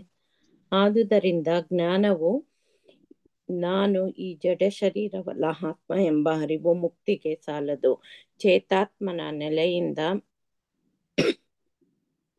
ಮನುಷ್ಯನು ಕ್ರಿಯಾಶೀಲನಾಗಬೇಕಾಗುತ್ತದೆ. ಇಲ್ಲವಾದರೆ ಐಹಿಕ ಬಂಧನದಿಂದ ಮುಕ್ತಿ ಇಲ್ಲ. ಕೃಷ್ಣ ಪ್ರಜ್ಞೆಯಿಂದ ಕೂಡಿದ ಕರ್ಮವು ಮಾತ್ರ ಫಲಾಪೇಕ್ಷೆಯಿಂದ ಮಾಡಿದ ಕರ್ಮವಲ್ಲ. ಪೂರ್ಣ ಜ್ಞಾನದಿಂದ ಮಾಡಿದ ಕಾರ್ಯ ಚಟುವಟಿಕೆಗಳು ಮನುಷ್ಯನು ನಿಜವಾದ ಜ್ಞಾನವನ್ನು ಬೆಳೆಸಿಕೊಳ್ಳಲು ನೆರವಾಗುತ್ತವೆ. ಕೃಷ್ಣ ಪ್ರಜ್ಞೆ ಇಲ್ಲದೆ ಕೃಷ್ಣ ಪ್ರಜ್ಞೆ ಇಲ್ಲದೆ ಫಲಾಪೇಕ್ಷೆ ಇರುವ ಕೆಲಸಗಳನ್ನು ತ್ಯಜಿಸಿದ ಮಾತ್ರಕ್ಕೆ ಹೃದಯವು ಪರಿಶುದ್ಧವಾಗುವುದಿಲ್ಲ. ಹೃದಯವು ಪರಿಶುದ್ಧವಾಗುವವರೆಗೂ ಮನುಷ್ಯನು ಫಲಾಪೇಕ್ಷೆಯ ನೆಲೆಯಲ್ಲಿಯೇ ಕಾರ್ಯ ಮಾಡಬೇಕಾಗುತ್ತದೆ. ಆದರೆ ಕೃಷ್ಣ ಪ್ರಜ್ಞೆಯಲ್ಲಿ ಮಾಡಿದ ಕರ್ಮವು ತಂತಾನೆ ಕರ್ಮಫಲದಿಂದ ಮನುಷ್ಯನು ಬಿಡುಗಡೆಗೆ ಹೊಂದಲು ನೆರವಾಗುತ್ತದೆ. ಇದರಿಂದ ಮನುಷ್ಯನು ಐಹಿಕ ನೆಲೆಗೆ ಇಳಿಯುವ ಅಗತ್ಯವಿರುವುದಿಲ್ಲ. ಕರ್ಮತ್ಯಾಗದಲ್ಲಿ ವ್ಯಕ್ತಿಯು ವಿಫಲನಾಗುವ ಅಪಾಯ ಇದ್ದೇ ಇದೆ. ಆದುದರಿಂದ ಕೃಷ್ಣ ಪ್ರಜ್ಞೆಯಿಂದ ಕೂಡಿ ಕರ್ಮಾಚರಣೆ ಮಾಡುವುದು ಯಾವಾಗಲೂ ಕರ್ಮತ್ಯಾಗಕ್ಕಿಂತ ಉತ್ತಮವಾದದ್ದು. ಕೃಷ್ಣ ಪ್ರಜ್ಞೆ ಇಲ್ಲದ ಕರ್ಮತ್ಯಾಗವು ಅಪೂರ್ಣವಾದದ್ದು. ಶ್ರೀಲ ರೂಪ ಗೋಸ್ವಾಮಿಯವರು ತಮ್ಮ ಭಕ್ತಿ ರಸಾಮೃತ ಸಿಂಧುವಿನಲ್ಲಿ ಇದನ್ನು ದೃಢಪಡಿಸಿದ್ದಾರೆ. ಹರೇ ಕೃಷ್ಣ ಮಾತಾಜಿ, ಧನ್ಯವಾದ. ಹರೇ ಕೃಷ್ಣ. ಪ್ರಾಪಂಚಿಕತಯಾ ಬುದ್ಧ್ಯಾ ಹರಿ ಸಂಬಂಧಿ ವಸ್ತುನಃ ಮುಮುಕ್ಷುಭಿಃ ಪರಿತ್ಯಾಗೋ ವೈರಾಗ್ಯಂ ಫಲ್ಗು ಕಥ್ಯತೆ. ಪ್ರಾಪಂಚಿಕತಯಾ ಬುದ್ಧ್ಯಾ ಹರಿ ಸಂಬಂಧಿ ವಸ್ತುನಃ ಮುಮುಕ್ಷುಭಿಃ ಪರಿತ್ಯಾಗೋ ವೈರಾಗ್ಯಂ ಫಲ್ಗು ಕಥ್ಯತೆ. ಹರೇ ಕೃಷ್ಣ ಮಾತಾಜಿ, ಒಬ್ಬರಿಗೆ ಓದಿಸಿ ಮುಂದೆ ಭಾವಾರ್ಥ. ಹರೇ ಕೃಷ್ಣ. ಸಾಯಿಲಕ್ಷ್ಮಿ ಮಾತಾಜಿ ಅಲ್ಲ, ಜಯಲಕ್ಷ್ಮಿ ಮಾತಾಜಿ. ಹರೇ ಕೃಷ್ಣ ಮಾತಾಜಿ. ಪ್ರಾಪಂಚಿಕತಯಾ ಬುದ್ಧ್ಯಾ ಹರಿ ಸಂಬಂಧಿ ವಸ್ತುನಃ ಮುಮುಕ್ಷುಭಿಃ ಪರಿತ್ಯಾಗೋ ವೈರಾಗ್ಯಂ ಫಲ್ಗು ಕಥ್ಯತೆ. ಮುಂದೆ ಓದ್ಲಾ ಮಾತಾಜಿ? ಮುಕ್ತಿಯನ್ನು ಸಾಧಿಸಲು ಕಾತರರಾಗಿರುವ ವ್ಯಕ್ತಿಗಳು ದೇವೋತ್ತಮ ಪರಮ ಪುರುಷನಿಗೆ ಸಂಬಂಧಿಸಿದ ವಿಷಯಗಳನ್ನು ಐಹಿಕವೆಂದು ಭಾವಿಸಿ ತ್ಯಜಿಸಿದರೆ ಅವರ ತ್ಯಾಗವನ್ನು ಅಪೂರ್ಣ ಎಂದು ಹೇಳಲಾಗುತ್ತದೆ. ಅಸ್ತಿತ್ವದಲ್ಲಿರುವ ಪ್ರತಿಯೊಂದು ವಸ್ತುವು ಭಗವಂತನಿಗೆ ಸೇರಿತು. ಯಾರೂ ಯಾವ ವಸ್ತುವಿನ ಮೇಲೂ ತಮ್ಮ ಒಡೆತನವನ್ನು ಸಾಧಿಸಬಾರದು ಎನ್ನುವ ಅರಿವಿನಿಂದ ಮಾಡಿದ ತ್ಯಾಗವು ಸಂಪೂರ್ಣವಾದದ್ದು. ವಾಸ್ತವವಾಗಿ ಯಾವುದೂ ಯಾರಿಗೂ ಸೇರಿದ್ದಲ್ಲ ಎನ್ನುವುದನ್ನು ತಿಳಿದುಕೊಳ್ಳಬೇಕು. ಹಾಗಿರುವಾಗ ತ್ಯಾಗದ ಪ್ರಶ್ನೆ ಎಲ್ಲಿ ಬಂತು? ಎಲ್ಲವೂ ಕೃಷ್ಣನಿಗೆ ಸೇರಿದ್ದು ಎನ್ನುವ ಅರಿವಿರುವ ವ್ಯಕ್ತಿಯು ಸದಾ ತ್ಯಾಗದಲ್ಲಿಯೇ ನೆಲೆಸಿರುತ್ತಾನೆ. ಎಲ್ಲವೂ ಕೃಷ್ಣನಿಗೆ ಸೇರಿದ್ದಾದ್ರಿಂದ ಎಲ್ಲವನ್ನೂ ಕೃಷ್ಣನ ಸೇವೆಗೆ ಬಳಸಬೇಕು. ಮಾಯಾವಾದಿ ಪಂಥದ ಹರೇ ಕೃಷ್ಣ ಮಾತಾಜಿ. ಹರೇ ಕೃಷ್ಣ. ಧನ್ಯವಾದ. ಅದಷ್ಟು ಕಂಟಿನ್ಯೂ ಮಾಡಿ. ಸ್ವಲ್ಪ ಇದೆನಾ? ಓಕೆ, ಓದಿ ಮಾತಾಜಿ. ಹರೇ ಕೃಷ್ಣ. ಹರೇ ಕೃಷ್ಣ ಮಾತಾಜಿ, ಓದಿ. ಸ್ವಲ್ಪ ಇದೆ ಮಾಡ್ಕೊಂಡ್ರು ಅನ್ಸುತ್ತೆ. ಇಲ್ಲಿ ಮಾತಾಜಿ, ಮಾಯಾವಾದಿ ಪಂಥದ ಸನ್ಯಾಸಿಯು ಕೃತಕವಾಗಿ ಎಷ್ಟೇ ತ್ಯಾಗ ಮಾಡಿದರೂ ಕೃಷ್ಣ ಪ್ರಜ್ಞೆಯಲ್ಲಿ ಮಾಡುವ ಪರಿಪೂರ್ಣ ಕರ್ಮವು ಅದಕ್ಕಿಂತ ಬಹುಶ್ರೇಷ್ಠವಾದದ್ದು. ಇನ್ನೊಂದು ಶ್ಲೋಕವನ್ನ ನೋಡೋಣ. 5 ನಿಮಿಷ ಆಗುತ್ತೆ, ಸೊ ದಯವಿಟ್ಟು ಸಹಕರಿಸಿ. ಒಬ್ಬರಿಗೆ ಅವಕಾಶ ಚಿಕ್ಕದಿದೆ. ಭಗವದ್ಗೀತೆ 5ನೇ ಅಧ್ಯಾಯದ 3ನೇ ಶ್ಲೋಕ. ಜ್ಞೇಯ ಸಾ ನಿತ್ಯ ಸನ್ಯಾಸಿ ಯೋ ನ ದ್ವೇಷ್ಟಿ ನ ಕಾಂಕ್ಷತಿ ನಿರ್ದ್ವಂದ್ವೋ ಹಿ ಮಹಾಬಾಹೋ ಸುಖಂ ಬಂಧಾತ್ ಪ್ರಮುಚ್ಯತೆ. ಜ್ಞೇಯ ಸಾ ನಿತ್ಯ ಸನ್ಯಾಸಿ ಯೋ ನ ದ್ವೇಷ್ಟಿ ನ ಕಾಂಕ್ಷತಿ ನಿರ್ದ್ವಂದ್ವೋ ಹಿ ಮಹಾಬಾಹೋ ಸುಖಂ ಬಂಧಾತ್ ಪ್ರಮುಚ್ಯತೆ. ಹರೇ ಕೃಷ್ಣ. ಜ್ಞೇಯ ಸಾ ನಿತ್ಯ ಸನ್ಯಾಸಿ ಯೋ ನ ದ್ವೇಷ್ಟಿ ನ ಕಾಂಕ್ಷಿತಿ ನಿರ್ದ್ವಂದ್ವೋ ಹಿ ಮಹಾಬಾಹೋ ಸುಖಂ ಬಂಧಾತ್ ಪ್ರಮುಚ್ಯತೆ. ಕಂಟಿನ್ಯೂ ಮಾಡಿ ಮಾತಾಜಿ. ಅರ್ಥ ಅನುವಾದ ಓದಿ. ಜ್ಞೇಯ ತಿಳಿಯಬೇಕು, ಸ ಅವನು, ನಿತ್ಯ ಯಾವಾಗಲೂ, ಸನ್ಯಾಸಿ ತ್ಯಾಗಿಯು, ಎಂದು, ಯಾರು, ನ ದ್ವೇಷ್ಟಿ ದ್ವೇಷಿಸುವುದಿಲ್ಲವೋ, ನ ಕಾಂಕ್ಷಿತಿ ಇಚ್ಛಿಸುವುದಿಲ್ಲವೋ, ನಿರ್ದ್ವಂದ್ವ ಸಕಲ ದ್ವಂದ್ವಗಳಿಂದ ಮುಕ್ತನಾದವನು, ಹಿ ಖಂಡಿತವಾಗಿಯೂ, ಮಹಾಬಾಹುವೆ ಸುಖಂ ಸುಖವಾಗಿ, ಬಂಧನದಿಂದ ಪ್ರಮುಚ್ಯತೆ ಪೂರ್ಣವಾಗಿ ಮುಕ್ತನಾಗುವನು. ಅನುವಾದ: ಕರ್ಮಫಲದಿಂದ ತಿರಸ್ಕಾರವಾಗಲಿ ಅಪೇಕ್ಷೆಯಾಗಲಿ ಇಲ್ಲದವನನ್ನು ನಿತ್ಯ ಸನ್ಯಾಸಿ ಎಂದು ತಿಳಿಯಬೇಕು. ವಾದ ಅರ್ಜುನನೇ, ದ್ವಂದ್ವಗಳಿಂದ ಮುಕ್ತನಾದ ಇಂತಹ ಮನುಷ್ಯನು ಸುಲಭವಾಗಿ ಐಹಿಕ ಬಂಧನದಿಂದ ಪಾರಾಗುತ್ತಾನೆ ಮತ್ತು ಸಂಪೂರ್ಣವಾಗಿ ಮುಕ್ತನಾಗುತ್ತಾನೆ. ಹರೇ ಕೃಷ್ಣ. ಹರೇ ಕೃಷ್ಣ ಮಾತಾಜಿ. ಹರೇ ಕೃಷ್ಣ. ಲಕ್ಷ್ಮೀ ಮಾತಾಜಿ. ಭಾವಾರ್ಥ: ಸಂಪೂರ್ಣವಾಗಿ ಕೃಷ್ಣ ಪ್ರಜ್ಞೆಯಲ್ಲಿರುವ ವ್ಯಕ್ತಿಯು ಸದಾ ಸನ್ಯಾಸಿ, ಏಕೆಂದರೆ ಅವನಿಗೆ ಕರ್ಮಫಲದಲ್ಲಿ ತಿರಸ್ಕಾರವೂ ಇಲ್ಲ, ಅಪೇಕ್ಷೆಯೂ ಇಲ್ಲ. ಭಗವಂತನ ದಿವ್ಯ ಪ್ರೀತಿ ಪೂರ್ವಕ ಸೇವೆಗೆ ಮುಡಿಪಾದ ಇಂತಹ ತ್ಯಾಗಿಯು ಸಂಪೂರ್ಣ ಜ್ಞಾನವುಳ್ಳವನು, ಏಕೆಂದರೆ ಅವನಿಗೆ ಕೃಷ್ಣನೊಡನೆ ತನ್ನ ಸಂಬಂಧದ ನಿಜ ಸ್ವರೂಪದ ಅರಿವಿರುತ್ತದೆ. ಕೃಷ್ಣನು ಪೂರ್ಣನು, ತಾನು ಕೃಷ್ಣನ ವಿಭಿನ್ನಾಂಶ ಎಂದು ಅವನಿಗೆ ಸಂಪೂರ್ಣವಾಗಿ ತಿಳಿದಿರುತ್ತದೆ. ಇಂತಹ ಜ್ಞಾನವು ಗುಣಾತ್ಮಕವಾಗಿ ಮತ್ತು ಪರಿಮಾಣಾತ್ಮಕವಾಗಿ ಸರಿಯಾಗಿರುತ್ತದೆ. ಆದುದರಿಂದ ಅದು ಪರಿಪೂರ್ಣ. ಕೃಷ್ಣನೊಂದಿಗೆ ಒಂದಾಗಿರುವ ಪರಿಕಲ್ಪನೆಯೂ ಸರಿಯಲ್ಲ, ಏಕೆಂದರೆ ಭಾಗವು ಪೂರ್ಣಕ್ಕೆ ಸಮನಾಗಲು ಸಾಧ್ಯವಿಲ್ಲ. ಗುಣದಲ್ಲಿ ಒಂದೇ ಆದರೂ ಪರಿಮಾಣದಲ್ಲಿ ಬೇರೆ ಎನ್ನುವ ತಿಳುವಳಿಕೆಯು ಸರಿಯಾದ ಆಧ್ಯಾತ್ಮಿಕ ಜ್ಞಾನ. ಇದರಿಂದ ಮನುಷ್ಯನು ತನ್ನಲ್ಲಿಯೇ ಪೂರ್ಣವಾಗುತ್ತಾನೆ. ಆಗ ಅವನು ಯಾವುದಕ್ಕಾಗಿಯೂ ಆಸೆ ಪಡೆಯಬೇಕಾಗಿಯೂ ಇಲ್ಲ, ವಿಷಾದಿಸಬೇಕಾಗಿಯೂ ಇಲ್ಲ. ಅವನ ಮನಸ್ಸಿನಲ್ಲಿ ದ್ವಂದ್ವವಿಲ್ಲ, ಏಕೆಂದರೆ ಅವನು ಏನು ಮಾಡಿದರೂ ಅದು ಕೃಷ್ಣನಿಗಾಗಿ. ಹೀಗೆ ದ್ವಂದ್ವಗಳ ನೆಲೆಯಿಂದ ಬಿಡುಗಡೆ ಹೊಂದಿ ಅವನು ಈ ಐಹಿಕ ಜಗತ್ತಿನಲ್ಲಿರುವಂತೆಯೇ ಮುಕ್ತನಾಗುತ್ತಾನೆ. ಧನ್ಯವಾದ ಮಾತಾಜಿ. ಹರೇ ಕೃಷ್ಣ. ಎಲ್ಲ ಮಾತಾಜಿ ಪ್ರಭುಜಿಗಳಿಗೆ ಓದಿದವರಿಗೆ ಎಲ್ಲರಿಗೂ ಕೂಡ ಧನ್ಯವಾದಗಳು. ಇವತ್ತಿನ ಒಂದು ಭಗವದ್ಗೀತೆ 5ನೇ ಅಧ್ಯಾಯದ ಮಹಾತ್ಮೆಯ ಕುರಿತು ಯಾರಿಗಾದ್ರೂ ಪ್ರಶ್ನೆ ಚರ್ಚೆಗಳಿದ್ರೆ ಮುಕ್ತವಾಗಿ ಚರ್ಚೆಯನ್ನ ಮಾಡಬಹುದು. ಹರೇ ಕೃಷ್ಣ. ವಾಂಛಾ ಕಲ್ಪತರುಭ್ಯಶ್ಚ ಕೃಪಾ ಸಿಂಧುಭ್ಯ ಏವ ಚ ಪತಿತಾನಾಂ ಪಾವನೇಭ್ಯೋ ವೈಷ್ಣವೇಭ್ಯೋ ನಮೋ ನಮಃ. ಅನಂತ ಕೋಟಿ ವೈಷ್ಣವ ವೃಂದಕ್ಕೆ ಜೈ. ಶ್ರೀಲ ಪ್ರಭುಪಾದಕ್ಕೆ ಜೈ. ಹರೇ ಕೃಷ್ಣ ಮಾತಾಜಿ. ಧನ್ಯವಾದಗಳು ಸುಮಂಗಲ ಮಾತಾಜಿ. ಧನ್ಯವಾದಗಳು ಮಾತಾಜಿ. ನಾನು ಲೀವ್ ಆಗ್ತೇನೆ. ಓಕೆ ಮಾತಾಜಿ. ಫ್ರೈಡೇ ಇವತ್ತು. ಗೊತ್ತಾಯ್ತು. ಓಕೆ. ಹರೇ ಕೃಷ್ಣ. ಇರ್ತೀನಿ, ಆದ್ರೂ ನಾನು ರೆಡಿ ಆಗ್ತೀನಿ.